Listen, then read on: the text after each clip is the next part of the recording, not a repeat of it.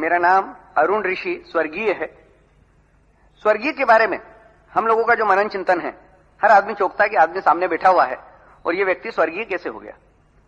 तो स्वर्गीय की जो हम लोगों की मनन है या चिंतन है, उसके बारे में हम लोगों का यह मानना है कि जो आदमी जीवंत नहीं है उसे ही हम लोग स्वर्गीय मानते हैं।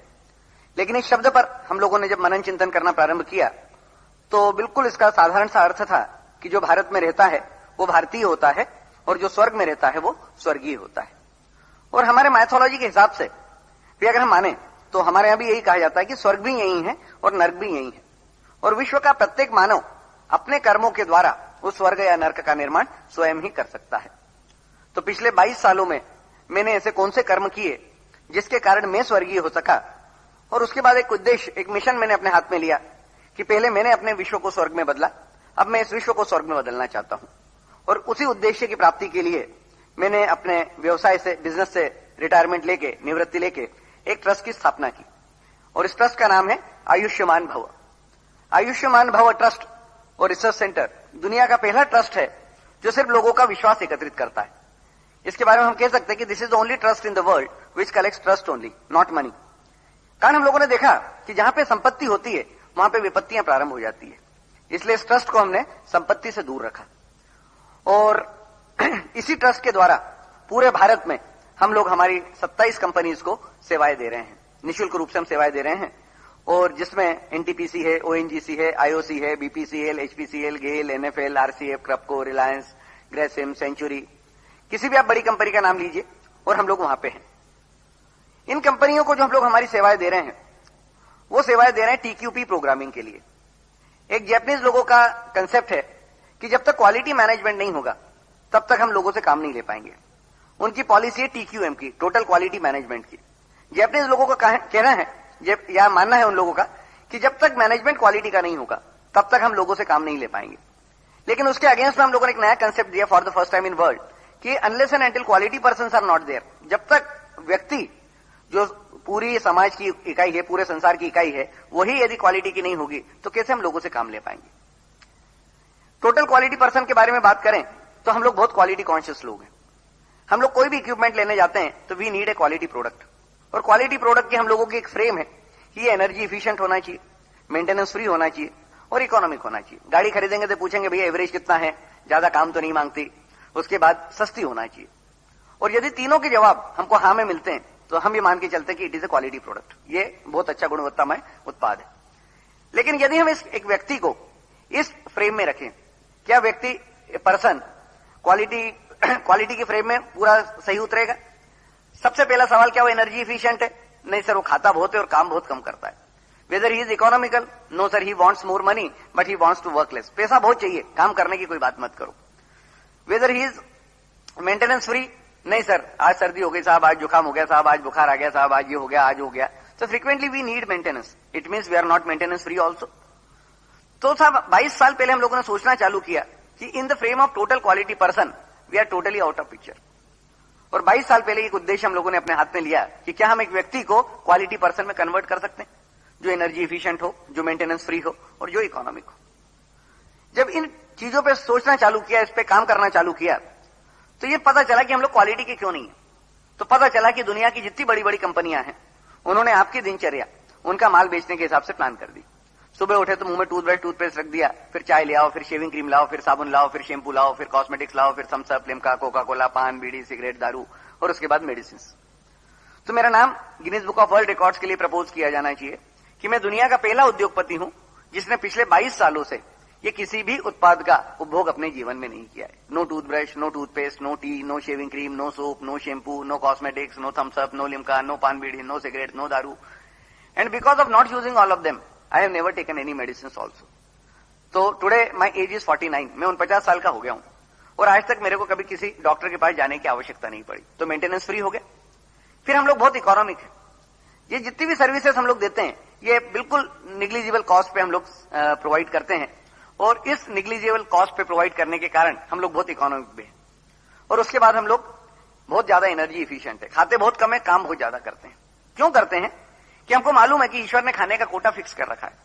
जितना ज्यादा आप खाएंगे उतने जल्दी चले जाएंगे, और जितना कम खाएंगे उतने ज्यादा जिएंगे। इंग्लिश में कहावत भी है कि 1/3 you are eating for your self and 2/3 you are eating for the doctors. 1/3 आप आपके लिए खाते हो और 2/3 डॉक्टरों के लिए खाते हो। तो मैं डॉक्टरों के लिए नहीं खाता हूं, मैं सिर्फ अपने लिए खाता हूं। आपकी गाड़ी खराब हो जाती है, पेट्रोल ज्यादा खाने लगती है, तो आप मैकेनिक के पास जाके खड़ी कर देते हो और ये कहते हो साहब गाड़ी खराब हो गई, पेट्रोल बहुत ज्यादा खा रही, इसको ट्यूनिंग करो। बॉडी लेके कभी डॉक्टर के पास नहीं जाते कि साहब खाता तो बहुत है और काम तो कुछ भी नहीं करता है। तो साहब in the frame of total quality person we are totally fit. तो साहब आज के समय में क्या हो रहा है कि ये जो 10 प्रोडक्ट हैं, इस 10 प्रोडक्ट को हम लोग हमारे माइथोलॉजी के साथ जोड़े। तो साहब हमारे बुराइयों का जो प्रतीक था वो रावण था, बहुत बलशाली था, सोने की लंका थी उसके पास, बहुत बुद्धिमान था। तो आज की जितनी बड़ी बड़ी मल्टीनेशनल कंपनीज हैं, हम उनको एक तरह का रावण मान सकते हैं। वो भी बहुत बुद्धिमान है, बहुत सारे करोड़ों अरबों डॉलर्स उनके डिस्क्रिप्शन पे हैं, बहुत क्लेवर हैं, बहुत बलशाली हैं। ये जो 10 प्रोडक्ट मैंने आपको बताए, टूथब्रश, टूथपेस्ट, चाय, कॉफी, शेविंग क्रीम, साबुन, soap, shampoo, cosmetics, Thums Up, Limca, Coca Cola, पान, बीड़ी, सिगरेट, दारू और मेडिसिन, ये 10 सिरों के रूप में हमारे यहाँ पे 10 बुराइयों के रूप में उपस्थित है। फिर रावण की बहन कौन थी? रावण की बहन थी शूर्पणखा। तो आज की टीवी पे जितनी आपको अंग प्रदर्शन करती हुई लड़कियां दिख रही हैं, टीवी पे, फिल्म के पर्दे पे जितनी भी लड़कियां दिख रही हैं अंग प्रदर्शन करती हुई, ये सारी शूर्पणखा है। सबकी नाक कटी हुई, आप जाके उनसे पूछ लेना। अब नाक कटने का मतलब आप अच्छी तरह से जानते हैं। तो साहब शूर्पणखा की नाक किसने काटी थी? लक्ष्मण ने काटी थी। तो रावण भी है, शूर्पणखा भी है और लक्ष्मण भी है।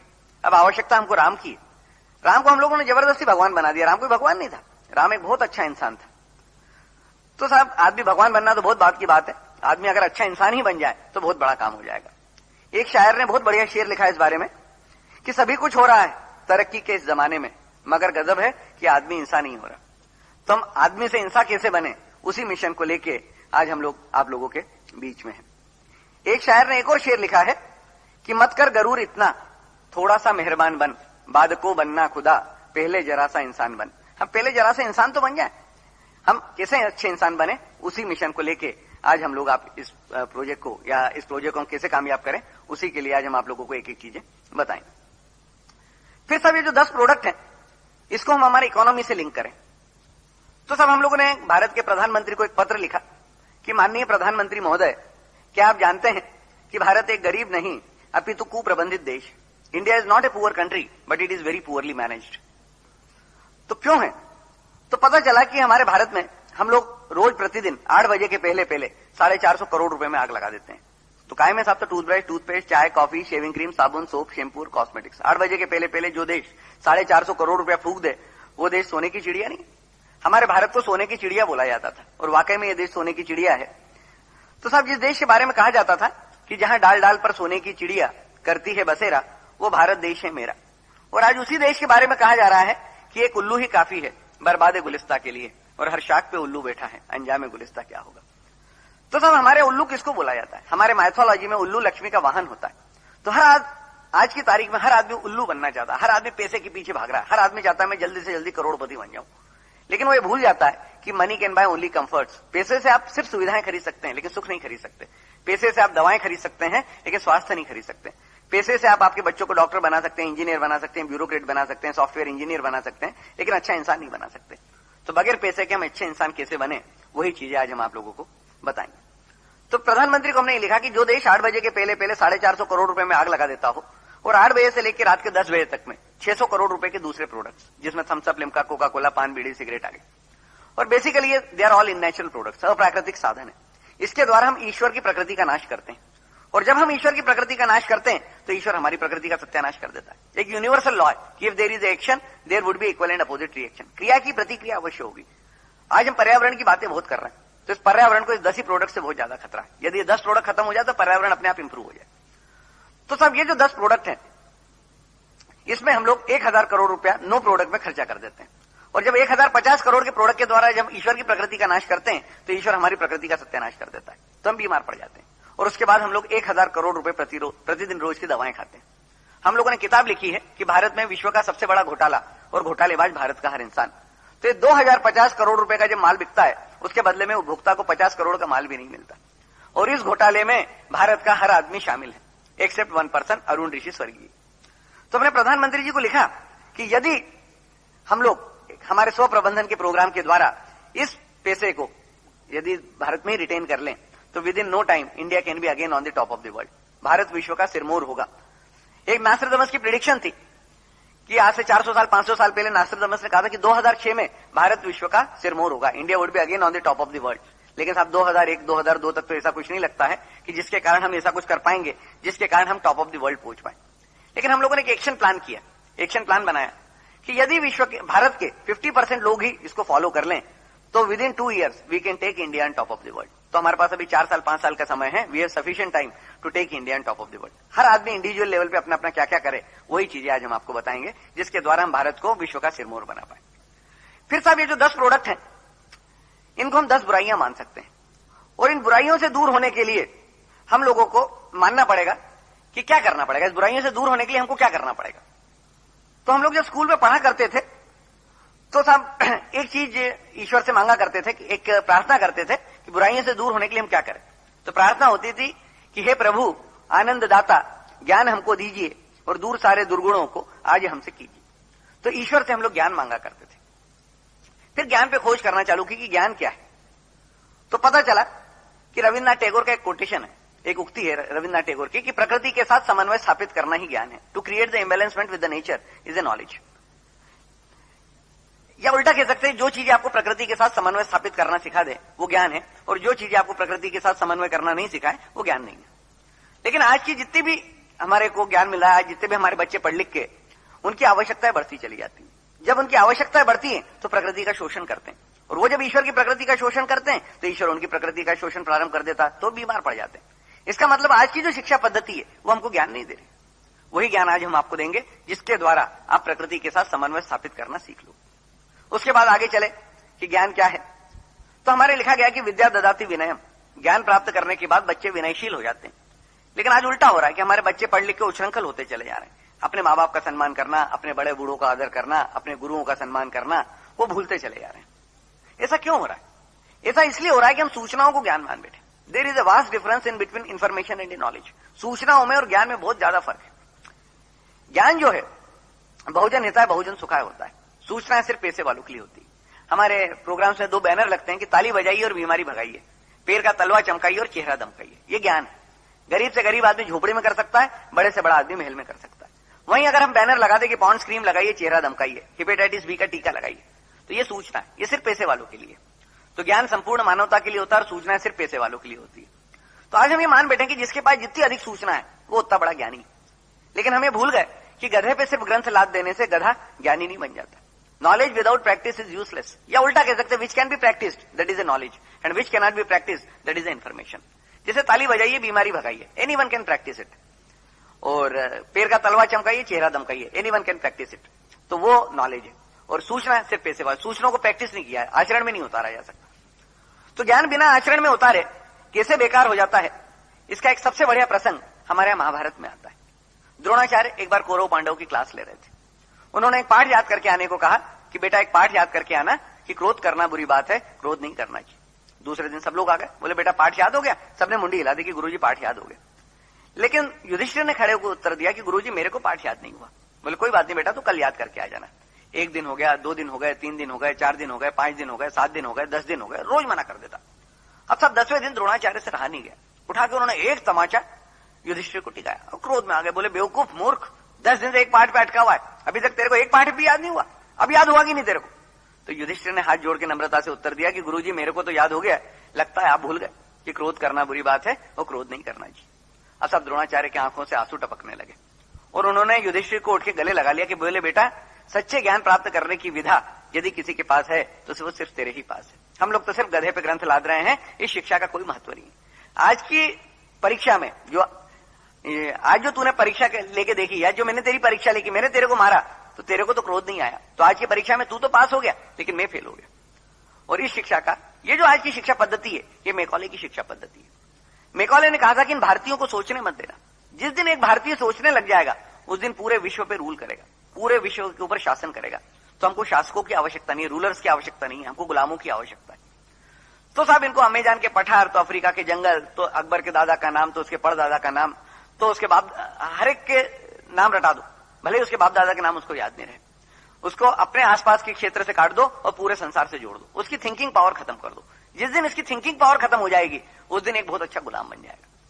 तो हमारे कहा जाता है कि सा विद्या यह विमुक्त है, ज्ञान प्राप्त करने के बाद बच्चे मुक्त हो जाते हैं। लेकिन आज उल्टा हो रहा है कि हर आदमी पढ़ लिख के नौकरी करना चाहता है।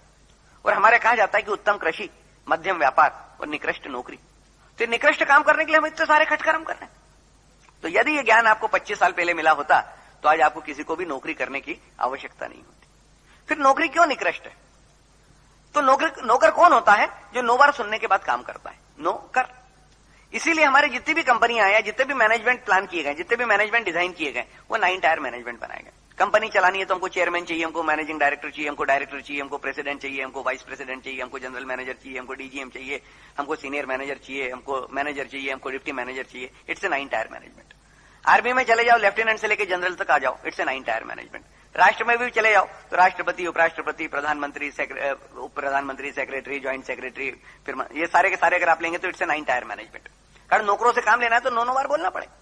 और हमारे यहां कहा जाता है कि so many कुक्स spoils the food. बहुत सारे हलवाई मिलके खाने को खराब कर देते हैं, और ये सारे इतने बड़े बड़े मैनेजर्स मिलके देश की 12 बजा के रख देते हैं। तो एक शायर ने इस पे एक बहुत बढ़िया शेर लिखा है कि उजाड़ा है गुलिस्तां को तुमने जिस तरह से दीवानो, यदि तुम चाहते तो इससे वीराने सवार देते। तो इतने सारे मैनेजर्स मिलके उस कंपनी की 12 बजा देते हैं, इतने सारे नेता मिलके देश को बर्बाद कर देते हैं, इतने सारा मैनेजमेंट मिलके सब तबाही कर देते हैं। तो सब हम लोगों ने सोचना चालू किया कि दुनिया का सबसे बड़ा मैनेजर कौन है, who is the biggest manager of the world. तो पता चला कि गॉड है, ईश्वर है। तो सब हम लोगों ने ईश्वर से अपॉइंटमेंट लिया और उनका मैनेजमेंट स्टडी करने गए। हम लोगों ने सोचा कि यार देखो, अपन छोटी सी कंपनी चलाते हैं, छोटा सा देश चलाते हैं, छोटी सी आर्मी चलाते हैं, तो हमको 9 लोग लगते हैं उसको मैनेज करने के लिए। लेकिन जब गॉड इतना बड़ा यूनिवर्स चला रहा है, इतना बड़ा ब्रह्मांड चला रहा है, तो पता नहीं हुआ कितने टायर मैनेजमेंट होगा। तो सब हम लोग जब उनके अपॉइंटमेंट लिए, उनसे मिलने गए, तो उनसे बात की कि सर हम लोग आपका मैनेजमेंट स्टडी करने आए। तो उन्होंने पहले ही डांट दिया कि सर मत बोलो। मैंने कहा क्यों प्रभु, क्यों? तो बोले साहब ये सर्वेंट का शॉर्ट फॉर्म है, आप प्रभु बोलो। मैंने कहा प्रभु आपका मैनेजमेंट कैसा है, how you manage entire universe? तो ईश्वर ने बताया हमको कि बेटा हमारा मैनेजमेंट बहुत छोटा सा मैनेजमेंट है, हम लोगों का मैनेजमेंट 3 टायर मैनेजमेंट है। अरे मैंने कहा सब कैसे? बोले मैं नौकर नहीं रखता हूं, मैं चाकर रखता हूं। नौकर तनख्वाह मांगता है, नौकर एलटीसी मांगता है, नौकर सिक लीव मांगता है, नौकर छुट्टियां मांगता है, नौकर हड़ताल पे जाता है, चाकर ये कुछ नहीं करता है। तो नौकर में और चाकर में बहुत फर्क है। जो 3 बार बोलने के बाद चौथी बार सुन लेते हैं वो चाकर हो जाते हैं। हम भी प्रार्थना करते हैं कि प्रभु मारे चाकर रखो। तो नौकर में और चाकर अकाउंटेबल होता है, नौकर अकाउंटेबल नहीं होता है। तो सब नौकर में, तो मैंने सब पूछा उनसे, मैंने कहा साहब आपका 3 टायर मैनेजमेंट कैसा है? बोले देखिए ऋषि जी हमारे बहुत छोटे छोटे 3 डिपार्टमेंट है, एक जनरेशन डिपार्टमेंट है, एक ऑपरेशन डिपार्टमेंट है और एक डिस्ट्रक्शन डिपार्टमेंट है। तो G for generation, O for operation और डी फॉर डिस्ट्रक्शन। तो गॉड के जो 3 शब्द है GOD, उसके 3 डिपार्टमेंट हो गए। और जनरेशन के जो हमारे इंचार्ज हैं वो ब्रह्मा जी, ऑपरेशन विष्णु जी देख रहे हैं और डिस्ट्रक्शन मैंने शिव जी को दे रखा है। अब देखो तब आदमी कितना सेल्फिश होता है, कितना मतलबी होता है। ब्रह्मा जी ने आपको पैदा किया, जनरेशन का काम वो देख रहे हैं, लेकिन उसकी कोई पूजा नहीं करता। क्यों पूजा करें साहब? कौन सी फाइल जाने वाली है, कौन सी CR लिखने वाला है? हम लोग कितने सेल्फिश हैं, ये उसका सबसे बड़ा उदाहरण है। जिसने हमको पैदा किया, जिसके कारण आज हम इस धरा पर हैं, उसकी हम पूजा सबसे कम करते हैं। तो वर्ल्ड में यदि ब्रह्मा जी के टेम्पल हैं तो सिर्फ 3 ही जगह पे हैं, एक पुष्कर में है, एक थाईलैंड में है और एक हाथ कहीं साउथ में है, और बड़े निग्लेक्टेड है, कोई मंदिरों में जाता नहीं है। फिर साहब ऑपरेशन वाले को हमारे बिरला जी ने पकड़ रखा है। लक्ष्मी नारायण के जितने भी भारत में मंदिर बने हैं सब हमारे बिरला जी ने बनाए, कि बोले साहब ऑपरेशन वाले को पकड़ लो, अपनी कंपनी का ऑपरेशन अच्छा है तो कम से कम ऑपरेशन वाले के मंदिर बनाते रहो, उसको तेल लगाते रहो। और डिस्ट्रक्शन वाले की सब पूजा करते हैं, बोले भाई महाकाल ले तो मारने वाला, ओम नमः शिवाय, ओम नमः शिवाय आदमी रोज करता रहता है। तो मैंने ईश्वर से पूछा, मैंने कहा प्रभु ये जो आपने ब्रह्मा विष्णु महेश बताए, क्या ये ईश्वर है, क्या ये भगवान है? अरे बोले तो बेटा मेरे नौकर है, मैं यहाँ का चेयरमैन हूं और मेरे पास कोई आता ही नहीं। अरे मैंने कहा प्रभु आप कौन है? तो उन्होंने कहा बेटा मैं ओम, हमारे यहाँ पे ओंकार लिखा जाता है, गीता में कहा गया कि मैं ओंकार हूं, ओम। और ओम जो है वो 3 शब्दों से बना हुआ है, अ, उ और म। तो मैं औम हूं। मैंने कहा साहब ये औम भी समझ में नहीं आ रही, औम क्या भला है? तो क्या बेटा हमारे यहाँ कहा जाता है VP मतलब वाइस प्रेसिडेंट, GM मतलब जनरल मैनेजर, तो हमारे यहाँ पे औम का अर्थ होता है अनंत ऊर्जामयी। तो मेरे में इतनी शक्ति इन्वॉल्व है कि मैं 3 टायर मैनेजमेंट में पूरे यूनिवर्स को, पूरे ब्रह्मांड को मैनेज कर लेता हूं। First tier Om, second tier GOD Brahma Vishnu और महेश, और 3rd टायर यूनिवर्स। और मैंने कहा प्रभु बड़ा इफिशिएंट सिस्टम है आपका। मैंने कहा प्रभु आपने गीता में लिखा है कि यदा यदा ही धर्मस्य, जब जब धर्म की हानि होगी, जब जब प्रजा अज्ञानी होगी, जब जब पाप बढ़ेंगे तब तब आप पधारोगे। तब आप इंतजार किसका कर रहे हो? इतना भ्रष्टाचार, इतना अनाचार, इतना पापाचार चल रहा है, तो आप आ क्यों नहीं रहो? तो ईश्वर ने कहा बेटा मैं आना तो चाह रहा हूं ऋषि जी, लेकिन मेरे को मंदिर नहीं मिल रहा। अरे मैंने कहा हमारे भारत में मंदिरों की क्या कमी साहब, ढेर मंदिर, आपको तो 2-4 और बनवा दे। बोले बेटा ये मंदिर थोड़ी है, ये तो एक तरह के थाने, 2 तरह के थाने होते हैं। जो चोरी का काम करता है वो पुलिस थाने में जाके चढ़ावा चढ़ाता है, और जितने कामचोर होते हैं वो मंदिर में जाके चढ़ावा चढ़ाते हैं, उस पर जाके 54, 58, 1 रुपया 5 रुपया फेंक के चले आते हैं।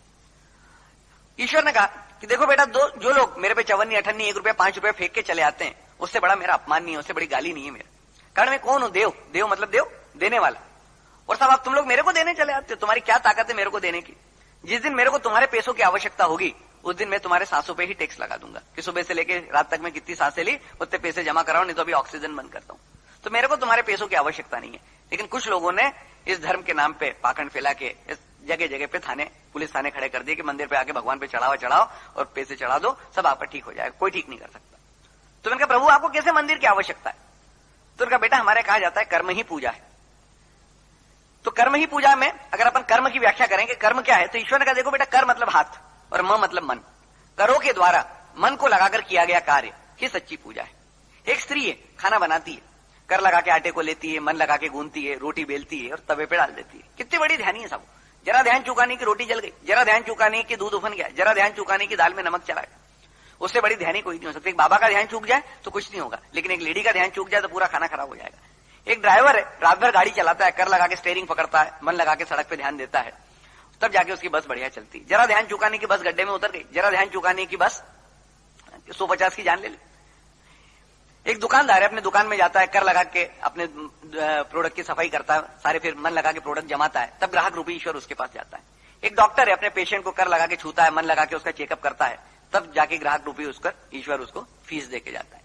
एक हमारे मित्र हैं जेके पावर में, एबी सिंह करके, उन्होंने इस पे 0 ब्रेकडाउन अचीव किया। 18 साल हो गए उनके पावर प्लांट को बनाए हुए। 27-28 मेगावाट का एक पावर प्लांट है, उसमें 18 साल से एक भी ब्रेकडाउन नहीं हुआ। इसी चीज को उन्होंने इतनी बढ़िया तरह से इंप्लीमेंट किया कि उन्होंने इनके इंजीनियर्स को समझाया कि आपकी जो मशीन है वो आपका भगवान है। आप रोज जाके इसको टच करो, रोज जाके इसकी क्लीनिंग करो, क्लीन करके बाद उसको फील करो, टच करो। जब रोज टच करोगे तो मालूम पड़ेगा कि आपका कल का टेम्परेचर ज्यादा नहीं था, आज ज्यादा क्यों गया, कल इसमें वाइब्रेशन नहीं था, आज वाइब्रेशन क्यों हो गया, कल यार इसमें साउंड नहीं था, आज साउंड क्यों है। तो साहब आपका टीपीएम हो जाएगा, टोटल प्रोडक्टिव मेंटेनेंस हो जाएगा। कारण आजकल क्या हो गया, मैनेजमेंट बाय टॉकिंग हो गया। लोग टेलीफोन पे पूछ लेते हैं भैया प्लांट बढ़िया चल रहा है, उसका सब बहुत बढ़िया चल रहा है, कोई जाके पूजा नहीं करता, कोई जाके उसको हाथ नहीं लगाता, और पता चला ब्रेकडाउन हो गया। तो इस तरह से करते हुए इंडिया का पहला इफेलेंट फ्री और स्मोक फ्री पावर प्लांट है, जो कन्वेयर बेल्ट दूसरी फैक्ट्रीज में 2 साल 3 साल में टूट जाते हैं, वहां 8-8 साल से कन्वेयर बेल्ट बिल्कुल पापड़ जैसे हो गए, लेकिन उसके बाद भी कन्वेयर बेल्ट टूटे नहीं। जो ऑयल हम लोग 200-250 घंटों में बदल देते हैं, वहां जेके पावर में 8-8 साल से ऑयल का चेंज नहीं किया गया। कितनी बड़ी सेविंग आप जस्ट इमेजिन कर सकते हैं। उस पावर प्लांट को अगर आप विजिट करेंगे तो आपको लगेगा कि आप किसी आश्रम में आ गए। लश ग्रीन एटमॉस्फेयर, चिड़ियां चहचहा रही हैं, और बिल्कुल इफेलेंट फ्री और smoke free power plant. It's a thermal power plant. तो कर्म को पूजा की तरह से करके उन्होंने इस अचीवमेंट को अचीव किया। तो जिस तरह हमारा कहा जाता है कर्म ही पूजा है, वैसे ही कहा जाता है कि शरीर ही मंदिर है। अब मंदिर की हम लोगों को क्या कल्पना है कि हम मंदिर में घुसे, छोटा सा मंडप आया, बड़ा मंडप आया, और गर्भगृह में ईश्वर के बैठने का स्थान है। अब आप प्रत्येक मानव यदि अपने मुंह से अंदर घुसे तो तालू आया तो छोटा मंडप, ब्रेन आया तो बड़ा मंडप, और गर्भगृह मतलब आपका हृदय वो ईश्वर के बैठने का स्थान है। लेकिन वहां उतरने का जो रास्ता है वो बहुत गंदा है, चाय की बदबू, पान गुटके, तमाकू, दारू। तो ईश्वर ने कहा बेटा मैं ऐसे मंदिर की तलाश में हूं जिसका ये रास्ता साफ हो। अगर जहां का ये रास्ता साफ होगा, बोले आप हमारे दूसरे मंदिर बनाते हो वहां तो ग्रेनाइट का, मार्बल का स्टोन बना के रास्ता साफ रखते हो, और ये जो असली रास्ता है उस रास्ते को आपने गंदा कर दिया। तो जो एक व्यक्ति शरीर को मंदिर बना लेगा तो मैं अंदर जाके बैठ जाऊंगा, और अंदर जाके बैठ के क्या करूंगा, कृष्ण का रस ले लो आप। छोटे से मंडप में कृष्ण बैठा हुआ है, बड़े मंडप में अर्जुन बैठा हुआ है, और 5 घोड़े, आपकी 5 इंद्रियां, उसकी कमान में अपने हाथ में ले लूंगा। और जिस दिन मैं अपने हाथ में ले लूंगा उस दिन आपकी 5 इंद्रियां बढ़िया से काम करेगी। देखिए साहब, आपकी जो बॉडी है 120 साल के लिए ईश्वर ने डिजाइन की है, लेकिन साहब हम इसको 40, 50, 60 साल में खराब कर देते हैं। आज कोई भी आप इक्विपमेंट लेते हो, उसकी एश्योर्ड लाइफ सबसे पहले पूछते हो भैया कितने साल चलेगा, फिर पूछते साहब 5 साल बढ़िया चलेगा, उसका फिर मैनुअल मांगते हो, भैया इसका मैनुअल दे दो तो उसको प्रॉपरली मेंटेन करें so that we can use it more than assured life. लेकिन साहब जो बॉडी 120 साल के लिए डिजाइन की गई उसका मैनुअल आज तक आपने नहीं मांगा। वही मैनुअल ईश्वर ने हमको दिया, जिसके द्वारा आपके जो ईश्वर ने प्रदत्त 42 नौकर हैं, आपको शायद नहीं मालूम होगा, ईश्वर ने प्रत्येक आदमी को 42 नौकर साथ में दिए हैं। 32 दांत है, 2 हाथ है, 2 कान है, 2 पैर है, नासिका है, जिह्वा है। अगर इन सबका टोटल लगाएं तो इट इज 42 सर्वेंट्स, और सब पूरे आपको 120 साल तक, कम से कम नहीं तो 100 साल तक तो भी आपको बढ़िया सर्विस दे सकते हैं। लेकिन क्या करना, वही चीजें ईश्वर ने हमको सिखाई, वही चीजें आज हम आप लोगों को, वही मैनुअल जो हमको ईश्वर ने दिया वही चीजें आज हम आप लोगों को देंगे। फिर यही पूछा सब कि ईश्वर से कि सब ये कैसे हो पाएगा, तो बोले बेटा ज्ञान से होगा। फिर पूछा ज्ञान क्या है, तो ईश्वर ने बेटा हमारी प्रार्थना होती कि अस्तो मां सद्गमय, तमसो मां ज्योतिर्गमय, और मृत्युर मां अमृतगमय। जो ज्ञान हमको असत्य से सत्य की ओर ले जाए, जो ज्ञान हमको अंधकार से प्रकाश की ओर ले जाए, और जो ज्ञान हमको मृत्यु से अमृतत्व की ओर ले जाए, वो ज्ञान सच्चा ज्ञान है। फिर साहब उसके बाद आगे चले कि दुनिया का सबसे बड़ा ज्ञान क्या है, ईश्वर नहीं पूछा। बोले नहीं मालूम प्रभु। तो ईश्वर का बेटा एक हमारे वेद मंत्र है कि सर्वे भवन्तु सुखिनः सर्वे सन्तु निरामया। जो ज्ञान सबको सुखी कर दे, सबको निरोगी कर दे, वो ज्ञान सबसे बड़ा ज्ञान है। सब आज आपकी जितनी भी रिसर्च एंड डेवलपमेंट्स हैं वो रुपयों के द्वारा, रुपए वालों के लिए और रुपयों के लिए। लेकिन आप ये भूल गए कि हमारी 40% आबादी गरीबी रेखा के नीचे जीती। आज आपके पास पैसा है तो आप पेप्सोडेंट खरीद के दांत साफ कर लोगे, हो सकता है पैसा है तो आप कोलगेट खरीद के दांत साफ कर लो, हो सकता है पैसा है तो आप इको वज्रदंती खरीद के दांत साफ कर लो, और हो सकता है पैसा है तो आप प्रॉमिस खरीद के दांत साफ कर लोगे। लेकिन उस गरीब आदमी के पास, जिसके पास पैसा नहीं है, उसके दांत यदि साफ नहीं हुए तो साहब आपकी रास्ते में पकड़ के बत्ती से तोड़ देगा। उसने यदि आपके चमकते हुए दांत देख लिए तो वो आपकी बत्ती को सुरक्षित नहीं रहने देगा। तो हमको सबसे पहले ये सोचना पड़ेगा कि उस गरीब आदमी के दांत साफ कैसे हो। तो ईश्वर ने हमको दांत साफ करना इतना बढ़िया सिखा दिया, जिस फार्मूले का हमारा दावा है कि आप ऊपर चले जाएंगे, बत्ती से ही छोड़ जाएंगे। कभी जिंदगी भर आपको किसी डेंटिस्ट के पास जाने की आवश्यकता नहीं है। इसको आईडीए अप्रूव नहीं करता, इंटरनेशनल डेंटल एसोसिएशन। कारण क्या है कि आप चोर चोर मोसेरे भाई, जब से टूथब्रश टूथपेस्ट आए तब से डेंटिस्ट का धंधा बहुत बढ़िया चल रहा है। हमारे फार्मूले के बाद तो डेंटिस्ट के पास जाने की आपको आवश्यकता नहीं है, कारण वो रेगुलरली कहते हैं कि दिन में 3-3 बार 2-2 बार ब्रश करो। और पेस्ट वाले कहते हैं टूथब्रश टूथपेस्ट रेगुलरली आप डॉक्टर के पास जाओ, कारण जितनी जल्दी आप ब्रश करोगे उतने जल्दी डॉक्टर के पास जाओगे। डॉक्टर भी कहता है दिन में 3 बार ब्रश करो, तो जितनी बार ब्रश करोगे उतने जल्दी डॉक्टर के पास जाओगे। तो एक विशेष सर्कल है। तो आप क्या करें? फिर साहब दूसरा एक, ईश्वर नहीं पूछा कि बेटा दुनिया का सबसे बड़ा सुख क्या है, दुनिया का सबसे पहला सुख क्या है। तो मैंने कहा नहीं मालूम प्रभु। तो उनका बेटा हमारे कहा जाता है सबसे पहला सुख निरोगी काया, और उसी को तुमने बर्बाद कर दिया। बोले साहब देखो, हम लोग ये मान बैठे कि सिस्टम ऐसे ही चलता रहेगा, खाते जाओ पीते जाओ बीमार पड़ते जाओ, 40 साल के हुए नहीं कि चश्मा लगना ही लगना है, 50 साल के हुए नहीं कि दांत गिरना ही गिरना है, बुढ़ापा आना ही आना है। लेकिन हम ये भूल गए कि हमारी बॉडी तो 120 साल के लिए डिजाइन की, बुढ़ापा तो हम लोग ले आए, बुढ़ापा तो हमारे लाइफस्टाइल में था ही नहीं। तो क्या करें कि हम चिर युवा रह सके। तो उसके लिए उन्होंने कहा कि मैं देखो तुम लोग लाखों करोड़ों रुपया खर्चा कर चुके, हजारों करोड़ रुपया आपने मेडिसिन पे खर्चा किया, लेकिन लोगों को ठीक नहीं कर पाए। लेकिन मैं तुमको एक छोटी सी टिप देता हूं कि यदि विश्व का प्रत्येक मानव 15 सेकंड रोज ताली बजा ले, ताली कैसे बजाना वो आखिरी में हम आपको बताएंगे, और नहाते समय पैर के तलवों को रगड़ रगड़ के साफ कर ले, तो आदमी जिंदगी भर बीमार नहीं पड़ सकता। बड़ी मजाक की बात लगती, क्या था 15 सेकंड ताली बजा लो, क्या पैर के तलवे रगड़ रगड़ के साफ कर लो, आदमी कैसे बीमार नहीं पड़ेगा। तो साहब इसके ऊपर हम लोगों ने आज से 3 साल पहले एक एम्स में प्रोग्राम किया, all India institute of medical science Delhi के अंदर। वहां पे एक आरसी आनंद करके एक मेडिकल सुपरिटेंडेंट थे, मैं उनसे मिलने गया, उनको अपना कार्ड दिया कि सर मैं आयुष्मान भव संस्था से आया हूं और मैं एक डॉक्टर्स की क्लास लेना चाहता हूं। तो आनंद साहब ने मेरे से पूछा कि mister Rishi who are you, आप क्या हैं। तो मैंने कहा सर मैं एक इंडस्ट्रियलिस्ट हूं। Sir by the way what is your qualification, आप कितने पढ़े लिखे हैं। मैंने कहा साहब I am sorry I do not have any qualification, I am a BSc fail person. तो आनंद साहब मेरा मुंह देखने लग गए कि बोले मिस्टर ऋषि आपने बहुत बड़ी हिम्मत की, पढ़े लिखे आप कुछ नहीं, मेडिकल साइंस से आपका लेना देना कुछ नहीं, और आप सपना भी कितना बड़ा देख रहे हो कि एम्स जैसी ऑर्गेनाइजेशन में आप बड़े बड़े डॉक्टर्स की क्लास लेना चाहते हो। आनंद साहब ने जब ये सुना कि मैं बीएससी फेल हूं तो उन्होंने मेरे को बड़े आश्चर्यचकित निगाहों से देखा कि बोले यार ऋषि जी आप पढ़े लिखे कुछ नहीं, मेडिकल साइंस से आपका लेना देना कुछ नहीं, और आप सपना भी कितना बड़ा देख रहे हो कि एम्स जैसी ऑर्गेनाइजेशन में जहां बड़े बड़े डॉक्टर्स बैठते हैं, फॉरेन रिटर्न डॉक्टर्स बैठते हैं, आप उनकी क्लास लोगे, क्या पढ़ाओगे आप उनको। मैंने कहा आनंद साहब ऐसी बात नहीं, मेरे डॉक्टरों से बहुत सारे सवाल है और आज तक कोई भी डॉक्टर उन सवालों के जवाब नहीं दे पाया। तो मेरे को उन्होंने कहा कि आप एक काम करो कि आप एम्स जैसे एम्स चले जाओ, वहां हमारे बड़े बड़े डॉक्टर्स बैठते हैं, वो आपके सवालों का जवाब दे देंगे। तो आनंद साहब ने कहा देखो मैं भी ऋषि जी डॉक्टर हूं, आप मेरे से आपके सवाल पूछ लीजिए, आपका सवाल क्या है। तो मैंने कहा मेरा सबसे पहला सवाल यह है कि आपको इलाज करते आता है, do you know how to treat the peoples. तो मेरा मुंह देखने लगे, mister Rishi what nonsense you are talking, I am a medical superintendent here, मैंने बहुत इतना एफआरसीएस एमआरसीपी किया हुआ है, हजारों लोग मेरे से इलाज कराने आते हैं, 40,000 रुपए तनख्वाह लेता हूं, बंगला गाड़ी सब गवर्नमेंट ने दे रखा है, और उसके बाद भी आप मेरे से पूछ रहे हो कि मेरे को इलाज करते आता है। मैंने कहा आनंद साहब ऐसी बात नहीं है, मैंने इसलिए पूछा कि आपकी तबीयत खराब है, आपको ब्लड प्रेशर की प्रॉब्लम है, आपको हाइपरटेंशन है, आप भी कई तरह से बीमार पड़ते हो। तो बोले हाँ साहब उससे क्या फर्क पड़ता है। मैंने कहा साहब if you cannot cure yourself how you can cure others. यदि आप लोग अपने खुद का इलाज नहीं कर पाओगे तो दूसरों का इलाज कैसे कर पाओगे। सारे डॉक्टर बीमार मिलेंगे आपको। तो आनंद साहब बाहर निकल के आए, बोले mister Rishi you are 100% correct. इस सवाल का जवाब तो आज तक हमको भी नहीं मिला, कारण हम लोग, और आपको स्ट्रेंथनिंग करने के लिए एक बात और बताता हूं मैं कि साहब हम लोगों ने एक हिस्ट्री है डॉक्टर्स की कि जो डॉक्टर जिस बीमारी का सबसे ज्यादा इलाज करेगा उसी बीमारी में उसकी डेथ होगी। हार्ट स्पेशलिस्ट होगा तो हार्ट फेल में जाएगा, डायबिटीज का पेशेंट, डायबिटीज का स्पेशलिस्ट होगा तो उसको डायबिटीज हो जाएगी। तो मैंने आनंद साहब से पूछा, मैंने कहा आनंद साहब कभी आपने सोचा कि ऐसा क्यों होता है। बोला आनंद साहब ने बोला नहीं सोचा ऋषि जी। मैंने कहा मैं बताता हूं साहब ऐसा क्यों होता है। तो कहा साहब बैठिए बैठिए साहब। तो बैठ गए। तो फिर मैंने उनसे कहा, मैंने कहा सर देखिए कि ऐसा होता है कि हम लोग बीमार क्यों पड़ते हैं। हम लोग बीमार इसलिए पड़ते हैं कि कहीं ना कहीं हम प्रकृति के विरुद्ध कार्य करते हैं, और जब हम ईश्वर के प्रकृति के विरुद्ध कार्य करते हैं तो ईश्वर हमको सजा दे देता है और ये कह देता है आप जाके बीमार पड़ जाओ।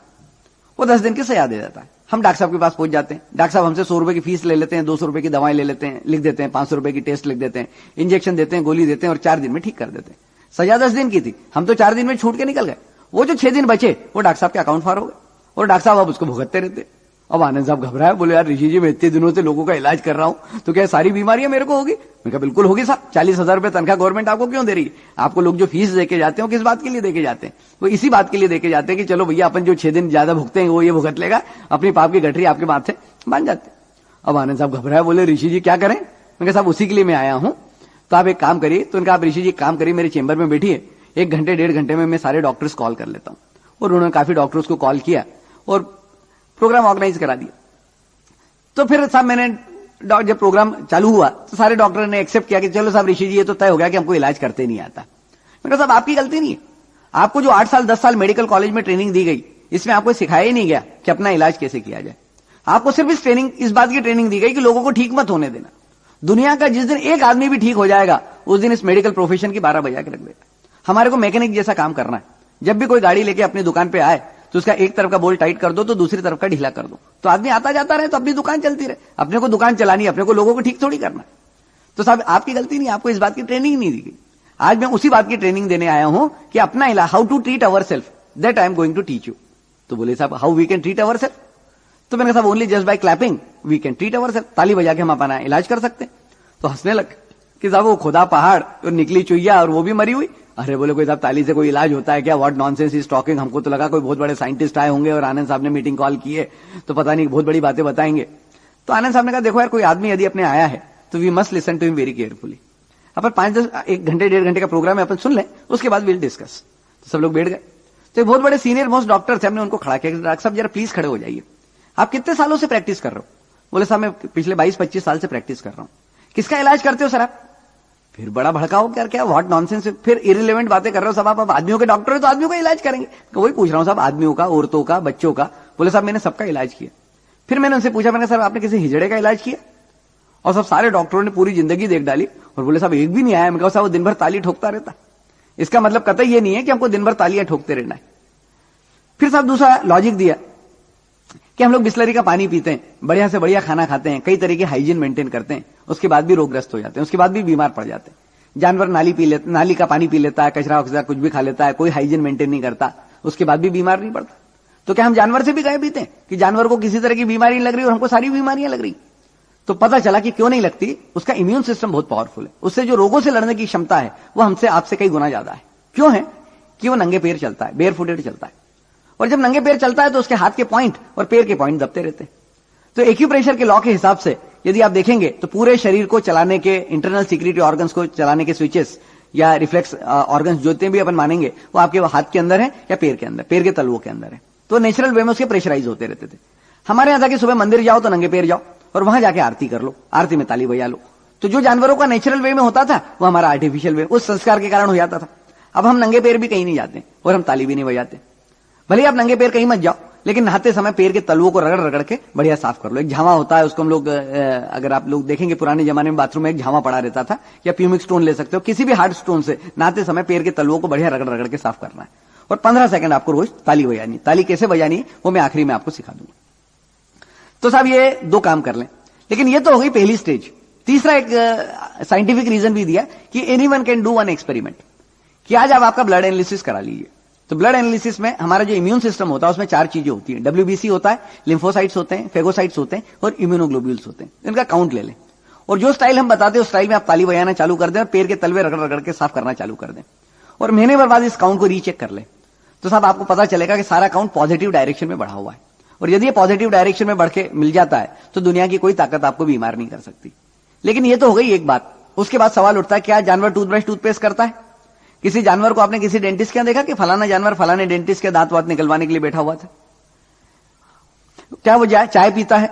क्या देखा आपने कि किसी घोड़े को, यार इसे आज घोड़े ने बहुत दौड़ लगा ली, यार इसको 2 कप चाय पिला दो, यार इस बैल ने आज बहुत ज्यादा खेत जोत दिया, इसको 3-4 कप चाय पिला दो। तो हमको क्यों आवश्यकता है? क्या वो Thums Up, Limca, Coca Cola पीता है? क्या वो पान बीड़ी सिगरेट पीता है? क्या वो पान गुटके खाता है? क्या वो दारू पीता है? तो साहब क्या वो सौंदर्य प्रसाधन लगाता है? क्या वो साबुन लगाता है?